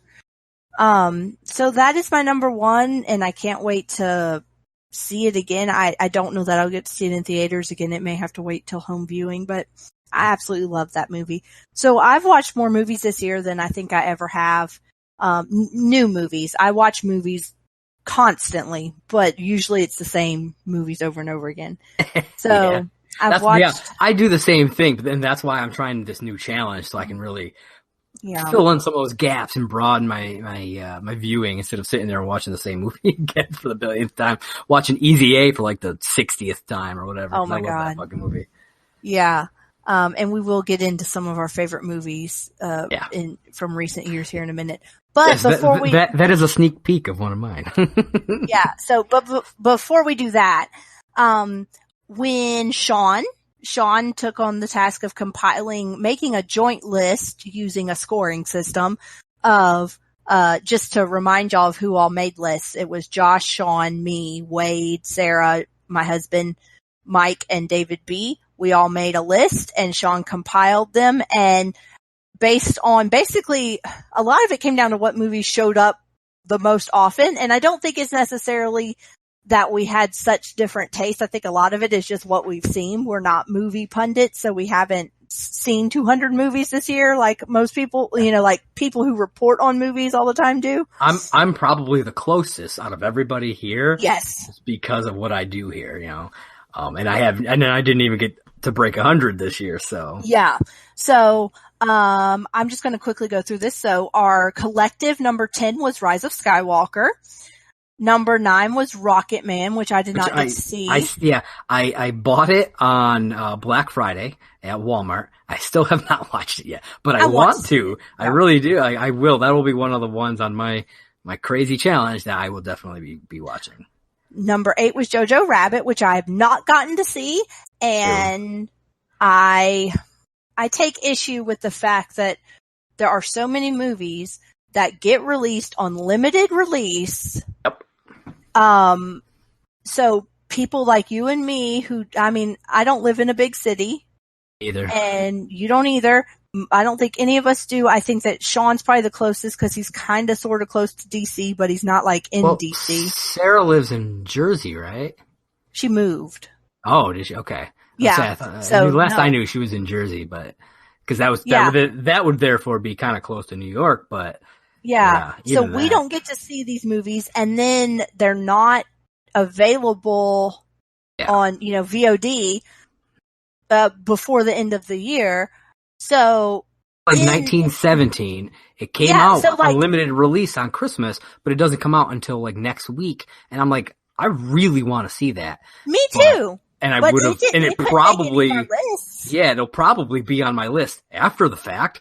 But, yeah, I'm sure it will be. And that's something I really take issue with the whole like cramming a movie in to be in the award season, but most of us, like the average person, has no opportunity to watch it before the Oscars ever come on. And it pisses me off. Yeah. Or anyway, that's a soapbox for another time. Yeah, so Number Jojo Rabbit, 7. number 8. Yeah. Yeah, Jojo Rabbit was number 8. Number 7's Marriage Story. Number 6 is Peanut Butter Falcon. I'm glad that both of those made it on this list. I am too. Even though, like I said, Peanut Butter Falcon didn't resonate with me. I love it when the smaller movies click with people. Number 5 is Knives Out, which I'm actually really happy that this one made it on. Like, yes, it didn't make it into my top 10, but I still loved it, and I'm glad it's on here. I'm glad that other people here really loved it. So, yeah. Number 4 is Once Upon a Time in Hollywood, which I've not gotten to see yet. I haven't either, but I am starting my Quentin Tarantino director watch through this weekend. So within the week, I will watch it. So 3 is Booksmart. Yes. 2 is Joker, and 1 is Endgame, which makes sense because that was probably on everyone's list somewhere. Sean was telling me because before I came on here, for those I'm going to do a little behind the scenes for all the people listening. I recorded a little bit on Afterlive on the last episode of our Collider Live after show, and Sean was telling me that Endgame was originally number 2. And David B. submitted his list. He was the last one to submit his list, and it bumped Avengers Endgame up to number 1. That's funny. Yeah. I guess it was originally Joker and then Endgame, and his list forced a switch to the other way. Yeah, so. I feel like Endgame is deserving in the sense that it's going to stand the test of time in terms of what it accomplished. Yeah, I could say. I agree with that. It is it accomplished a lot this year in terms of box office, in terms of being the culmination of 22 movies, and being successful, like being a successful culmination. It did so much. So I feel like it's completely deserving, even if people like Martin Scorsese think it's, amusement park, whatever he said. Yeah. And apparently we're supposed to be watching more movies like, Midsummer and shit like that. That made me want to I've watched a ton of movies, and Endgame is my number 10. And so there's a ton of other movies that I like more than it. Well, specifically 9, I guess you should say. I shouldn't say a ton, but, like less. But I still loved Endgame. And like I said, I love these smaller films, like something like Uncut Gems and stuff like that. But that's not going to take away from how much I loved and how good Endgame really is. So, absolutely.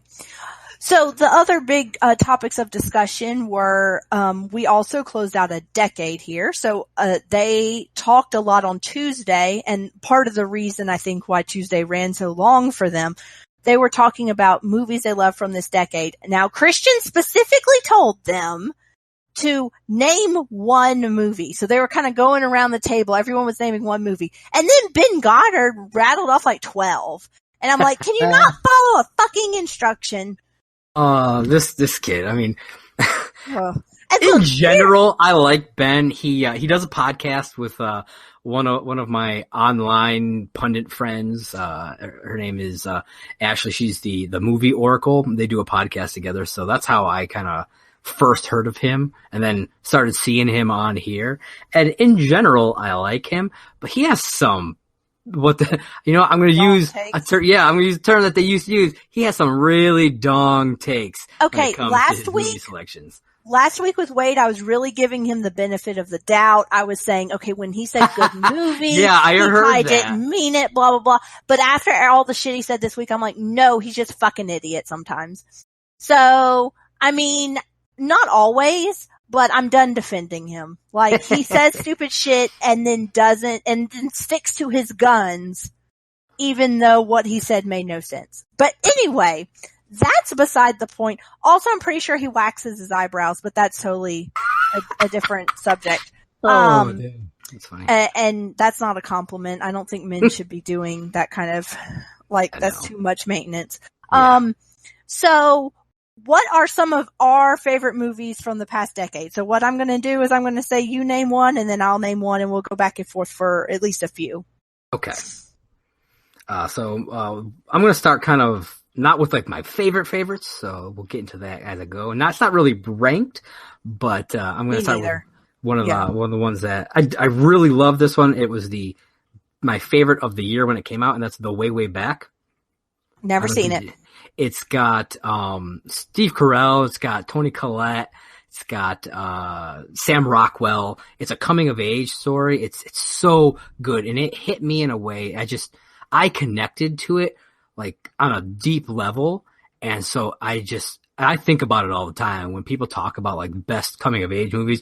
I always say this one just because of how much I absolutely loved it. So I would definitely recommend it. Awesome. So I want to say this: everything that I'm going to name I only wrote it down if it's something that I go back and rewatch a lot. So, one of the ones is, The Conjuring. I actually go back. So good. I rewatch it. It's my favorite horror movie. It's one of my favorite movies. There was a period of time where I watched it at least once a week for months. And there are still parts I'm not actually seen because it scares me. I don't want to see what the thing looks like. So I still really don't know what she looks like. Oh, wow. Even though I've watched this movie so many times. Because when I say I'll rewatch a movie, it's on. Like, I'm not sitting down glued to the TV, you know? Yeah. Mm-hmm. So, it's a very weird background noise kind of movie, considering it's like a straight up horror movie, but I love it. Okay. It's funny because The Conjuring was the very first movie I ever reviewed, for a site called Previously Untitled. It's not really around anymore. They don't do anything anymore. They haven't done anything for quite a long time. But yeah, in 2013, it was the very first movie I ever reviewed, and I love it. I still love it to this day. I love the second one. I do too. It's not the same though. It's not. And I enjoy most of the movies out of that franchise. I do not like the first Annabelle. And the Nun was kind of, it was okay, but it wasn't great. It was a fun theater experience. Yeah. And the same for La Llorona. It was okay, but not great. And that scares me for The Conjuring 3 a little bit, because that's the same director. But we'll get into that in a minute. I mean, I loved the second two Annabelle movies.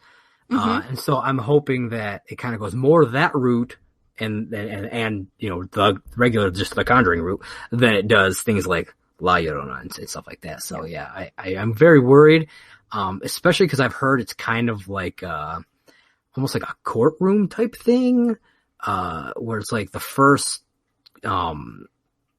courtroom case of possession, like possession murder or whatever. That's what I've heard. I don't know if that's what it is, but that's what I've heard. So I'm interested in that as a story. I just hope that they can actually pull it off and make it as good, even if it's not as good as the first two. As long as it's still good, I'll be happy. Yeah. So what's another movie of yours? Another one is Baby Driver. Another one that was my favorite of the year when it came out. Yes, I know that He Who Shall Not Be Named is in that movie, but whatever. You can't avoid every movie that a bad person has ever been in. And that's the thing. He gives a great performance in that. It's a great performance in everything. He does. Even when he's being crazy on the internet. But Ansel Elgort, and I think it's Lily James, their chemistry is off the charts, and just Edgar Wright's sense of filmmaking style and his musical choices. I absolutely love this movie. It's like I said, it was my favorite of the year, and I will defend it to anybody who tries to tear it down. It's one of my favorite Edgar Wright films, and I love it. Another one that, I've seen Baby Driver. I liked it. I've not revisited it. I've not been like tempted to revisit it, even though I hear that from a lot of people. And I'm just like, I don't know. I just love this movie. I don't know. Things just connect with you. Another movie I watch, I haven't watched it in a while, but I've watched it many, many times, is The Silver Linings Playbook. That's a great movie. Yes. Yeah. It's depressing as hell in some places, but Bradley Cooper has never been better. Both of them, him and Jennifer Lawrence, are fantastic. They have great chemistry.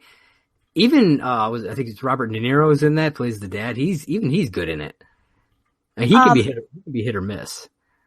Yes, and I'm going to break my own rules and name another one only because for whatever reason they're lumped together in my brain. I've got a few more on my list anyways. So. Yeah, which is The Perks of Being a Wallflower. Okay. I think it's because that and Silver Linings Playbook hit me in the same feels. Like, I don't know how to describe it. They're not the same kind of movie, but they both just sort of like hit this certain part in my heart that I'm just like, I love this movie. Some more of yours? You can name more than one if you want to. I have a few more. Technically, I will in this one. All 3 How to Train Your Dragon movies came out during this decade. That's How to Train Your Dragon 1 is on my list. Yeah, all 3 of them, because to me, they all were progressively better than the last. So, like, I loved the first one. I loved part 2 more, and part 3 was out of bounds for me. I absolutely adored it. That's why it's number 1 this year for me. So yeah, all 3 of those movies are fantastic. And like I said, they've become one of my favorite film trilogies. Some of my favorite animated films of all time. So yeah, absolutely the How to Train Your Dragon series. Awesome. For me, I think the biggest one is The Social Network. I watch that movie all the time. Yep. It's really great. I watch The Social Network quite a bit. Another couple movies that I've watched over and over again for whatever reason, even though they kind of deal with hard things that happened in our society, would be The Big Short. I haven't seen that one yet. Oh my God, I've watched it like 25 times. Oh wow. Jeez. Yeah, I freaking love this movie. I don't even own it. It was on a streaming service like Netflix or something, and then it was gone, and I really need to buy it because I freaking love this movie. And the other one is Spotlight, which is extremely I haven't seen that one either. Extremely hard to watch because it's about the Catholic priest scandals. Yeah. The only newspaper one that I've seen is The Post. I haven't even seen that. Nope. Yeah. I think that was last year. Yeah, but I haven't seen the other 2. So. Yeah. And I have we already talked about Star Wars, Force Awakens, Rise of Skywalker. Those are both, we talked those to death. And I have one more on my list, which is Moana. I'll be totally honest. I've only seen like the first 30, 40 minutes of it maybe. And that's not because I don't. Yeah, she has seen it. But like the 3 times that it has been put on, 2 of them I got about half hour in and I had to leave to go to work both times. And then the third time I had to do something else and I had to leave. And I just haven't gone back to watch it. Okay, well that's your homework for tonight. Go watch Moana. It could be your movie for tomorrow. All right. Yeah, I mean, of what I saw, I really enjoyed. I just haven't finished it. Oh, it's so good. Do you have any more you want to mention from the decade? I have 3 more that I wrote down. The first one is Inception. Okay, it didn't hit me the way it hit a lot of people. It is probably my favorite Christopher Nolan movie. I love all that kind of, like I said, I'm a big sci-fi person, so I love all that weird shit. The going into different levels of this whole thing and the crazy like turning world and all that shit. Like I really dug it. And I've watched it a few times and I've liked it every single time. I've really enjoyed it. My next one is Easy A, which I talked about before. It's weird to say, but it's in my top 10 of all time because I absolutely love this movie. I have watched it probably 100 times. I love this fucking movie. It is one of my favorite comedies of all time. Just, I don't know what it is about it that really resonates with me, but I don't know. I've never found anything that I dislike about this movie. And my number 1, I will say this is my number 1 because it is my, I think it's like my number 4 of all time, is Scott Pilgrim versus the World. Really? When I first watched this movie, I was like, that's okay. Then the second time I watched it, I was like, yeah, that's good. That's way better than the first time I watched it. And every single time that I have watched it, and I've watched it quite a few times now, it has literally gotten better, and I've liked it more every time that I have watched it. And it grew to land so high on my list. So like if this movie if you were asking me in 2010 when this movie came out, it wouldn't even hit my list. But because I have watched it so many times and it has grown and I've loved it more and more and more, it stood the test of time for me. And it's one of my favorite movies of all time. Wow. Yeah. I just thought of one when you mentioned Easy A. I thought about comedies that I love, and I have a guilty pleasure comedy that Darren and I watch. We haven't watched it in a while now, but we've watched it over and over again. Is That Awkward Moment?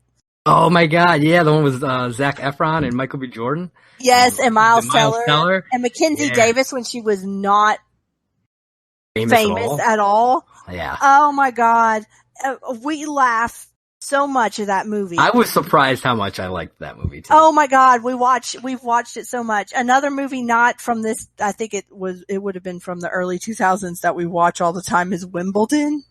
And I've never seen that. Like it's not a great movie, but for whatever reason we love it. Like we just watch it over and over again. And Paul Bettany is like the main character, him and Kirsten Dunst. And I remember they asked a Wimbledon question on Schmoedown recently. Yeah. And I like they asked the question and I'm like, I don't know, is it Battle of the Sexes? Because it was like the only tennis movie I knew. And they said Wimbledon. And I'm like, I've never seen it. I never even heard of it, to be honest with you. Well, like, oh, okay. That's where Darren and I picked up the phrase "fuck a duck." We say "fuck a duck" all the time because awesome. he says it in the movie because he's British, so they say weird shit. I say the phrase "suck a duck" because that's from Jay and Silent Bob Strike Back. Oh my God. So in a similar vein, so that's sort of looking back on this past decade. Real quick, as you were talking about comedies, like a couple more popped in my head, and that's the 21 and 22 Jump Street movies. I love those. I hate movies. them. Oh, really? Oh, you're killing me. I watched them so many times. Thing. And yeah, they really hit me. Yeah. And I really love those. So I just want to throw that out real quick. Anyways, on to the next. Yes. So sort of quickly, because this should be easier to do because it's just 1 year. So we've looked back on 2019. We've looked back on the whole decade. What are we looking forward to in 2020? For me, I have a list of technically 9 films. I'm going to clump the first 3 together, and then I'll have the other 6 that I'll talk a little bit about as we go through. So there's a lot of superhero movies coming out this year, and I love those kinds of movies. And so the 3 that I'm lumping together, they're all female-led, and that's Black Widow, Birds of Prey, and Wonder Woman 1984. I am really excited for all 3 of these movies. I only put one of them on my list. Can you guess which one it is? Wonder Woman? Nope. No? Is that not it? Nope. Black Widow. Nope. Wow, it's Birds of Prey. Okay. Yes, because I don't know what this movie's going to be. So here's the thing. It's not that I'm not looking forward to the other 2. I kind of know what they're going to be. Fair enough. I don't know what Birds of Prey is going to be. Yeah. So I'm looking more forward to it.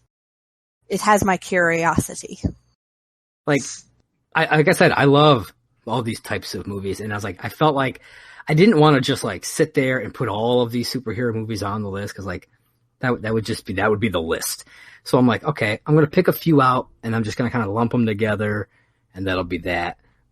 But it is going to be a cool movie in terms of all the female-led superhero movies. And there's a bunch of other ones coming out too. I mean, you've got like, I think the Eternals comes out next year. They're gonna actually release New Mutants, which I don't know if I'm anticipating that, but I mean, I'm definitely gonna watch it because I'm like, what the fuck is this shit show gonna look like? You know? And I know there's some other a movie. Yeah. So what are your other 6? The new Pixar film Onward. I didn't put that on my list. I didn't write it down, but I meant to. It didn't make it on my physical list, but I am looking forward to it. Ever since that first trailer, I've been sold on it. And then every trailer that they've shown since, I'm like, this looks fantastic. I'm really excited.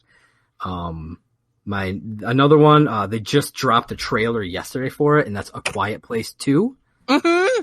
I didn't write that one down either. Okay, I didn't write that down because when I made my list, I had not seen the trailer yet. And then Darren and I watched the trailer just before we started recording. And I was like, oh my God, yes, I'm excited.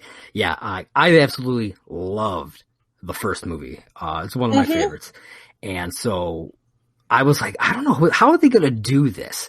And then seeing that trailer and seeing just how, like, seeing them go back to the beginning, like to how when it all started, and then seeing them after, like pretty much right after the events of the first film, like they're really just going in, and it looks, it's got the same tone. I don't know. I'm really pumped for it. If it's anywhere near as good as that first one, I'm down. Let's see. I also got Godzilla versus King Kong. I just watched Godzilla King of the Monsters today, and I thought it was really good. It had some issues, just like it's better than the first Godzilla. Not quite as good as Kong Skull Island, but I really enjoyed both, and I'm really looking forward. I mean, if I was going to like rank them, it'd probably be at the lower end of my anticipated list, but I am really looking forward to that one. So that's half my list. So I kind of want to hear what some of yours are. I have never seen a Godzilla or a King Kong in my life. Any of any sort? Nope. Oh, nope. Wow. Yeah, when I was younger, I used to watch all those like old school Japanese ones with my dad. And I just watched both the 2014 Godzilla and then Kong Skull Island this year, cause I was going to watch, King of the Monsters, but then I just never watched it until today. So. Well, my list starts with 1917 because I don't care what they say, it's a 2020 movie. I mean, when I watch it, it will probably go on my 2019 list because I'm a stickler for if it's going to be in the Oscars, I still got to put it on that list. I'm just weird that way. But I'm still looking forward to watching it this year. it's definitely. Cause like for a while there, when I would go to see movies at Regal, they would show this like behind the scenes thing for it, and how it would talk about how the movies this like pretty much this one long single tracking shot, where the cameras are just following the whole time, and I'm like, this is like, I'm not big on war movies, but seeing them talk about it this way and trying out this new technique, I'm like, I really want to see this movie and see how it comes out, and like it really sold me on it. So yeah, it's definitely one of mine as well. I didn't put it on my list, but it's definitely one that I'm excited for and we'll be checking out. I think it comes out wide next weekend, so it does. Yeah. I'm also looking forward to Tenet. Yeah, I honestly forgot to put it on my list, but the trailer looks fantastic, and it looks crazy. I'm curious if he's going to link it to Inception. That's the rumor that it's in the same world. Very, very Inception-y. Yeah. So, and was it John David Washington? He's really blown up. He's like, I loved him in Black Klansman. So I'm really excited to see him do more stuff. I was not looking forward to this movie until I saw the trailer in theaters, which is Mulan. Yeah, I honestly forgot about that one too, but the trailer does look really good. Yeah. And I bet you it'll be a movie that Jay Wade would be willing to watch since there's no singing in it. Yeah, it looks really interesting. Yeah. Mulan was never one of the Disney movies I really watched. Yeah, I mean, I've seen it a couple of times, but yeah. But it wasn't one of the ones I owned and rewatched and whatever. But I think this has potential to be really good. We already talked about Birds of Prey, and we actually already talked about my last movie on my list, which is The Conjuring 3. I'm excited. That's on my list as well. Yeah. Yep. Because The Conjuring is my favorite horror movie of all time. Yeah. I love The Conjuring 2 as well. I love The Conjuring, the first one, more, but 2 is still a very stellar movie. I rewatch them both all the freaking time. Yeah. I'm very much looking forward to it. I'm very scared because James Wan is not directing it. And it's the dude that did La Llorona. Yeah. So that's got me scared. Yeah. I'm trying to stay optimistic about it. Yes. But, and that is one of the reasons why it is on my anticipated list. But yeah, that does kind of put a little bit of a red flag up for it. But I guess we'll have to see how he does with it. So what else? Quick on. So you already listed Conjuring 3. I have 2 more on my list that I came up with, and that's Halloween Kills. The original Halloween is my favorite horror movie of all time. It is in my top 10 of all time list. I love it. And when they did this sequel reboot thing, whatever, I don't know what the hell you want to call it, that they just did 2 years ago or whatever. Maybe it was last year. I don't even remember. I think it was 2018. I really enjoyed it. Like, I had a great time watching it, and I thought it worked really well. I remember watching Halloween H2O in the theaters. So seeing because it's essentially a very similar type of setup where, it's so many years later and he's coming back after her. I mean, he's not really coming after her. She's really going after him, really, in this one. But I think that they did a far better job with that similar type of story, I should say, in the new Halloween than they did in H2O. And that's one of the reasons. And they did had some amazing cinematography, had some fantastic shots. The score was great. I absolutely loved it. So even though the name Halloween Kills ain't that great, the movie itself is one that I'm really looking forward to. I didn't even realize this movie was coming out. Yep.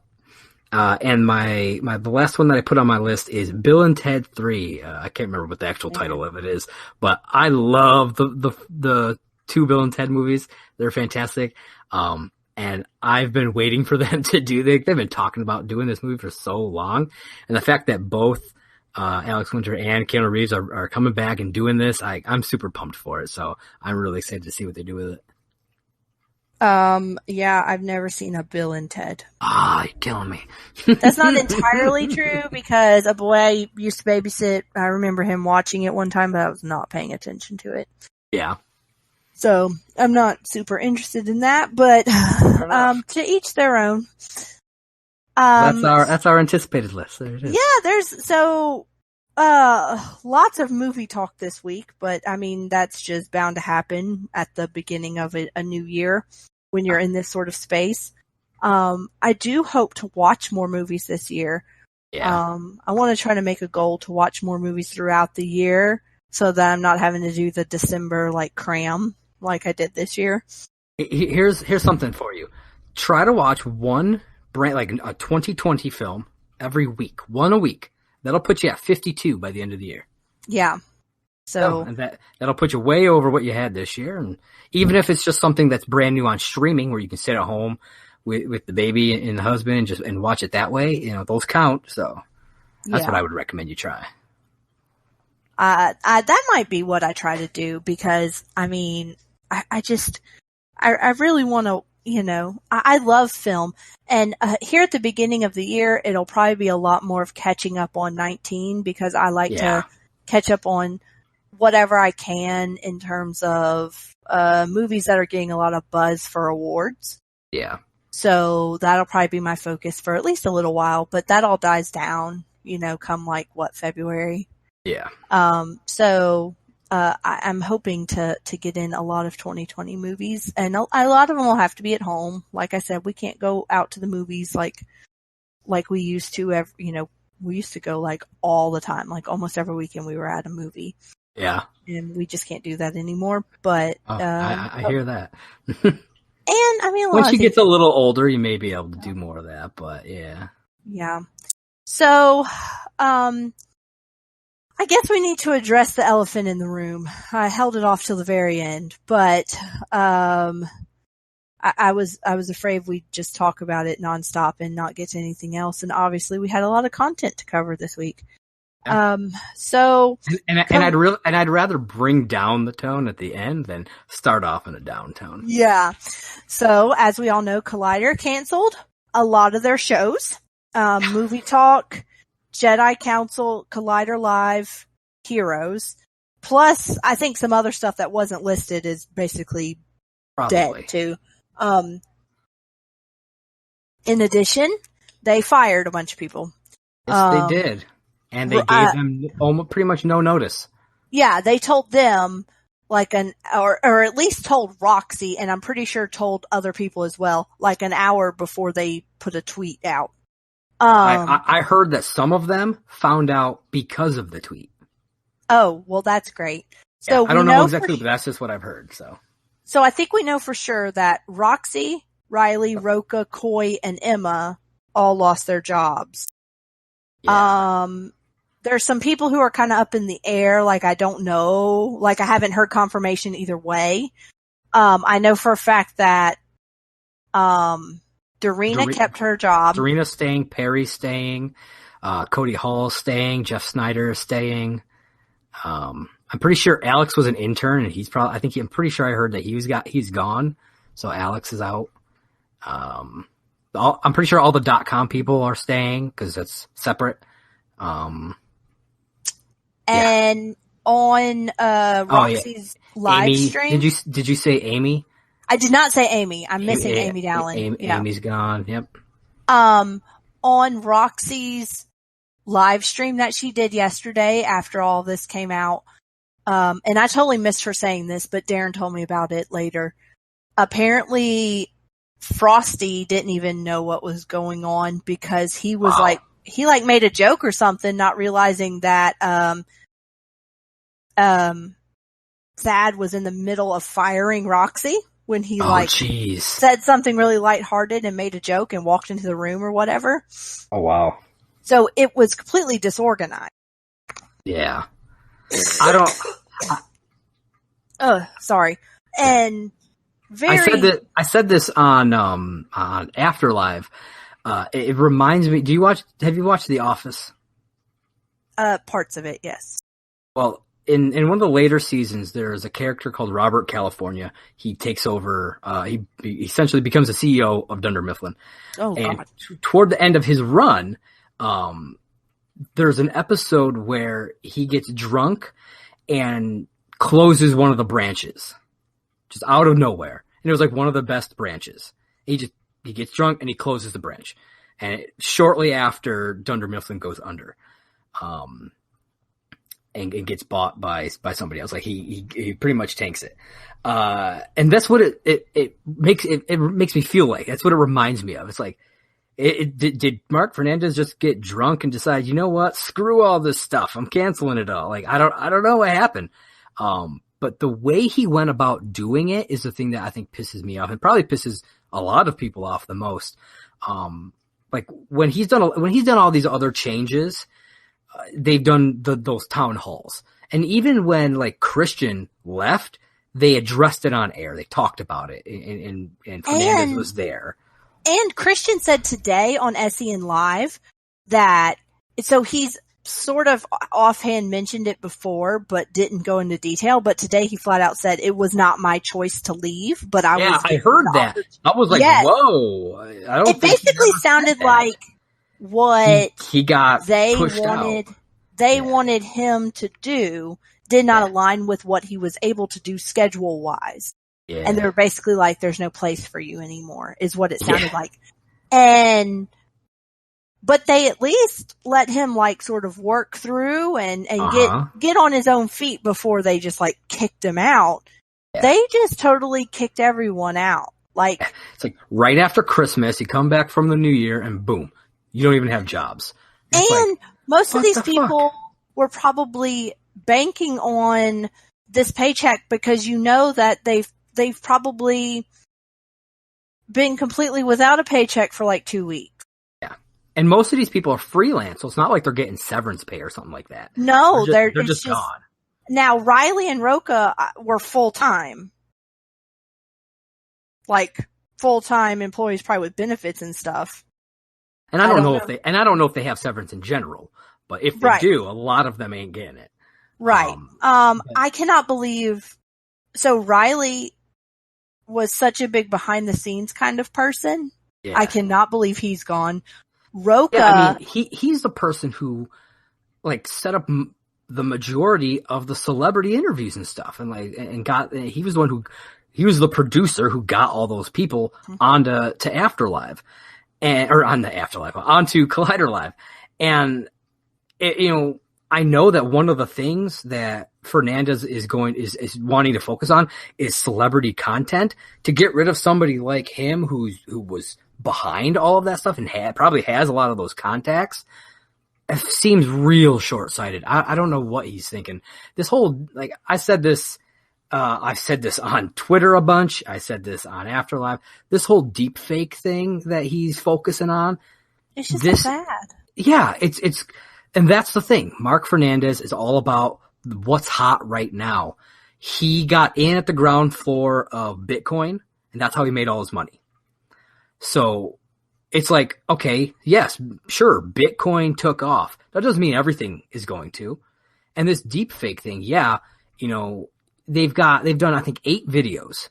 Maybe half or less, it's either 3 or 4 of them have broke 1 million views. And sure, that is a lot of views. But unless you're putting out 2 or 3 of these a week and they're all hitting 1 million views, this is not a sustainable way to run a business. And it's not going to last. There's no way. Sean talked about, eventually the government's going to crack down on these things because it's going to get out of control. There's a lot of people talking about how this upcoming election is most likely you're going to see a lot of this stuff, a lot of this deep fake stuff that's, to try to discredit, candidates and whatnot. And when stuff like that happens, the government's going to crack down on it. And then where's Fernandez and Collider going to be? They're going to be nowhere. They're going to be out of business because that's what they're banking on are these deep fake things. Because the other shows that they're keeping, they don't do the kind of numbers that Collider Live and Movie Talk do. I'm just so confused because this is what they were built on. The video side of things was built on. And here's the thing. You could have because they bought changed AMC. Them they up. Essentially they took over AMC's movie news stuff. So AMC Movie Talk, AMC Collider, or AMC Heroes, AMC Jedi Council, all that stuff they took on and made it their own. Well, and they could have, if they weren't getting the views they wanted, they could have done some different stuff. Roxy was blaming herself today. This is not Roxy's fault. Not at all. They had barely had a couple months working on this. And it's hard to even say that because you had Thanksgiving in the middle of that, you had Christmas, you had New Year's. They didn't have time to get into a real good rhythm and they were doing just fine. To me, and I don't see where the logic is. I don't trust Fernandez. I don't trust his judgment. I don't think he knows what he's doing. I don't know who's making these decisions with him or if anybody is, or if everyone's just if he's just a king making decisions. I wouldn't be shocked. From what I understand, he's the reason that John Campea won't step foot in Collider ever. That's why he hasn't been on the Schmoedown, because it was still filmed in Collider Studios and he refuses to step foot in a Collider studio. Yeah. John Campea's had some interesting tweets about this, and I think one of them got deleted. And I know a lot. I know there's plenty of people out there who do not like him. Aren't you one of them who do or aren't really a fan of Campea? Yeah, he's not my favorite. Yeah, but it's no matter how you feel about the guy, you see a pattern with Fernandez. Yeah. It started with Campea. You saw it with a lot of the hosts and stuff that got canned in the middle. Women, all the women who got fired. Female hosts. Then Christian Harloff, and now we know that he didn't want to leave, Mm-hmm. So I'm really starting to see a real pattern, and he's gonna drive Collider into the ground.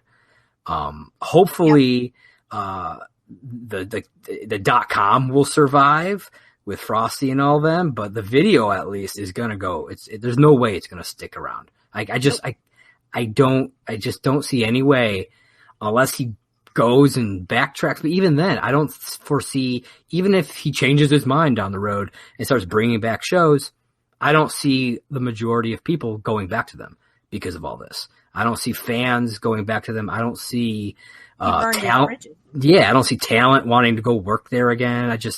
I don't see it happening. Nope. So, with all that in mind, obviously this week we had Roka on twice. I don't know at what point Roka found out that he no longer had a job, because he was on SEN Live. Thursday? But he was also on, wasn't he on before the New Year? Yeah, I think he was on. He was on either Monday or Tuesday. But that could very well just be because Collider was shut down for the holidays. Oh, yeah, yeah. And then today, Friday, we had Riley and Roxy. It was a great episode today, too. They were both very professional. They were. The Schmoebot was very, very kind to them. It was. Very mean to Collider, but I mean, fuck Collider. I'm very upset with them. Yeah. As I've been tweeting for the last 2 days, hashtag Mark Fucknandez. Yeah. And hashtag fuck deepfakes. Those have been the things I've been putting out. Yeah,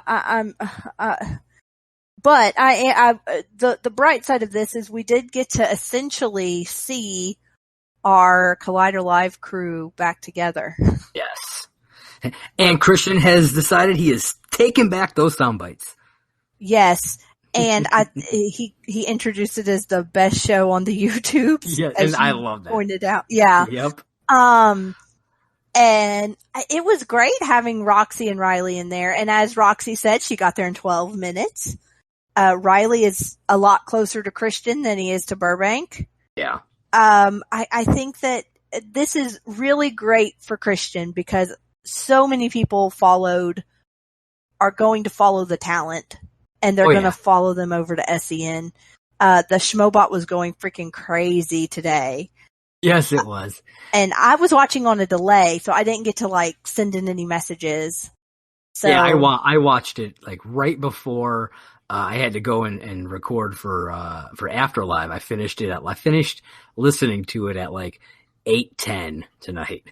I was listening to it, like I was telling you, I was listening to it at 1.5 speed so that I could get through it all, which I do that a lot anyways. But, it was these Schmoebots. Literally, there was several points where it's 3 or 4 in a row, no gaps in between, and just going crazy. He had to shut it off at one point just so that they could talk about stuff. Yeah. And, it's great to see them all together. So who are you looking forward to, of all the people who now have gotten let go, who are you looking forward to seeing come on SEN Live on a regular basis? Definitely Roxy. Yes. I'd love to see her on more. I love when Roka's on. I think I think he's always fun. Even, Mark, I mean, you don't get to hear a lot from him on, Collider Live. So I'd love to see him come on SEN Live and really get to talk more and express his opinions a bit more, because you don't get a lot of that from Mark Riley. So Emma would be great, because she's not over there anymore. I'd love to see her come on. But pretty much any of them, really. I'd love to see. Yeah. I mean, I know technically Coy still works for Collider because he's doing comic book shopping, but he's not doing Heroes anymore, and I'd love to see him or Amy come in. I'd love to see them just start pulling all these people who weren't even necessarily part of Collider Live, just to get them onto SEN Live, because both of them have been part of the Schmoedown and stuff. So, I'd love to see just different points of view come in and really help SEN Live grow. And speaking of, going real quick back to the Collider stuff, I noted, or I thought about the whole thing about Christian leaving and then starting SEN Live. It makes me think that Fernandez has had this in the works for a while, and that's why he had no issue with Christian having essentially the same show at the exact same time. Yeah, I don't think he ever planned to keep Collider Live, to be honest. I don't either. I think he knew for a while that he was going to be gutting Collider. He was just trying to work everything out and decide when he was going to do it, and he wasn't going to tell people. And I think that's why he didn't put up any sort of fight about Christian having the same kind of show at the exact same time, pulling people away from Collider, pulling views away, pulling subscribers away from the channel. I really think. I wonder if he wanted the excuse. It wouldn't surprise me, because I'm sure it dropped Collider Live's views. It did. After that. So I'm sure he's like, yeah, okay, it'll give me an excuse to dump everything. Yep, yeah. I know it did. I think there's a lot of people who ditched Collider because they followed Christian. Yeah. And, I mean, I kept watching both. I would obviously prioritize SEN Live because that's what I'm reviewing every week. But I very rarely missed a Collider Live. I watched Movie Talk sporadically. I still watch For Your Consideration. It's one of my favorites. Yeah. I watched Heroes sporadically, Jedi Council sporadically. It's very frustrating that instead of trying to reinvigorate some of that stuff and maybe change it up or whatever, he's just like, nope, we're doing a mass dump. I don't see them recovering from this. No. And I said on Twitter, I was like, I personally wouldn't be shocked if FYC gets canned after Oscar season. Jeff Snyder disagreed, but he said something about, places like THR and Variety, they're sustained throughout the year simply from their Oscar coverage and is able to sustain them. But Collider's not that kind of a site. Also, I'm sure it's just one show people are running those outlets. I do not think that this one show, FYC, is going to be the thing that sustains Collider throughout the rest of the year. And I would not be shocked if after this season is done, that FYC is gone. Well, and I can tell you this much. I don't know for a fact what was the tipping point that sent John Campea out the door. But, like specifically what the one thing was that... Yeah, I know it was like they cite the thing that they talk about in movies all the time, the creative differences. I'm sure it's just something that I feel like it's similar to the Christian situation, except Campea wanted out because he didn't agree with, I think, the way that Fernandez was going to run things. I know for a fact... I don't know if that's true, but that's the way I've always interpreted it. Well, I remember him specifically saying a lot of, he didn't want to be the place that's breaking the news. He wanted to be the place that's conversing about the news. And with the hiring of some people, including Jeff Snyder, it became very apparent that they were going to become scoopers. Yeah. And that's part of what they've become. Yeah. And then he left. And I think that was part of I honestly think that was part of the thing, was they were focusing more on breaking the news and less on deep diving into it. Yeah. And breaking the news is totally fine for the .com side. I don't have a problem with that, but if you're just focusing your video stuff on that and then taking, Movie Talk and moving it like 3 or 4 times to different time slots. It's like, what the fuck are you doing? It was never going to be successful because nobody could freaking find it. Exactly. It's ridiculous. And then all the shenanigans with the podcast feeds. It's like they have separate ones, then they don't, then they have separate ones again, then they don't. It's like he doesn't know what he's doing. It's frustrating. It very much is. I'm subscribed to these podcast feeds. And then they all, like a large portion of them that had their own, all just converged into that Collider Factory one. And there's like fucking 10 shows or something on there. And it's like my feed fills up every week. And I'm like, no, I don't want to watch it or listen to this. I don't want to listen to this. I don't want to listen to this. So I have to like delete a shit ton of them just to find the ones that I want to listen to. And it's ridiculous. Yes. Yes, it is. So, I'm glad that Christian did what he did. I'm kind of glad he got pushed out when he did so that he had time to create SEN so that we all have a place to go. Yeah, and it gives some of these talent a place to go too, because he's going to bring some of them. Even if, he can't hire them on, they'll come into the show and he pays these people. It's not like, they come in for free. He does pay them. So, they'll be able to get some stuff, being on that show occasionally here and there. So, and hopefully he'll do what he had originally planned, and that is to expand and make more shows. That's the thing when he first launched SEN. He's like, he's going to have a bunch of shows on here, which he hasn't really done. So I'm hoping like maybe get a Star Wars show. I know he doesn't really want to talk Star Wars anymore. He has said that. Like he really doesn't want to have a Star Wars show and talk it anymore. And I think that mixed with the drive is part of why he's not doing the show with John Campea.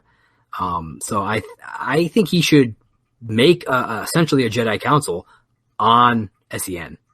So yeah, he didn't even have to be on it. Yeah. Look, bring Emma in. She was already running the show. So bring Ken over. Or, I mean, Ken technically, he has his own show, but he was still on, he was still doing Jedi Council. So, right. Or just mix it up, get some other people in there who love Star Wars, people would watch. People are always willing to watch Star Wars stuff. I mean, it's just the way to. Yep. Well, we will see how this unfolds. I'm sure we'll keep reporting on it. Oh yeah. As it keeps going. Where can everybody find you? You can find me on my personal Twitter. I'm not there a ton, but you can find me at JP Raynor. That's JPRAYNOR. And of course, you can find all the stuff that I do at Movie Blog Merc on Twitter and Instagram, at Merc with a Movie Blog on Facebook and YouTube. And I've been I started doing more reviews again. I posted one just the other day, and I'm going to start doing them more regularly on the actual website. So it's mercwithamovieblog.com. So keep an eye out for all that fun stuff. And I'm hoping to do more, get into some video stuff and really fill out the YouTube channel with not just video versions of the audio. So do some actual video stuff soon. So awesome. Well, you can find me on Twitter or on Letterboxd at KalynRose715. That's KalynRose 715. And don't forget to check out all of our other shows here at Merc with a Movie Blog. And also, I don't know if we've ever gotten any voice messages, but you can send voice messages through Anchor to podcasts. I would love it if you guys did that. Yes. I check it. Every time I upload, I always check the tab to see if anybody's done one. I've not gotten one yet, but it'd be fantastic if you did. Yes, it would be awesome. And you can write, a little title for it, so you can always tell us which show it's for or what it's about or whatever. And we would absolutely love to listen to anything y'all want to send us, anything y'all want to ask us about. Absolutely. So definitely do that. And check out all of our other content, and we will see y'all next week.